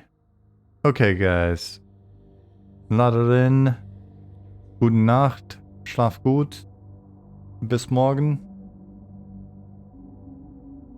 Okay. Tschüss. Ciao. Goodbye.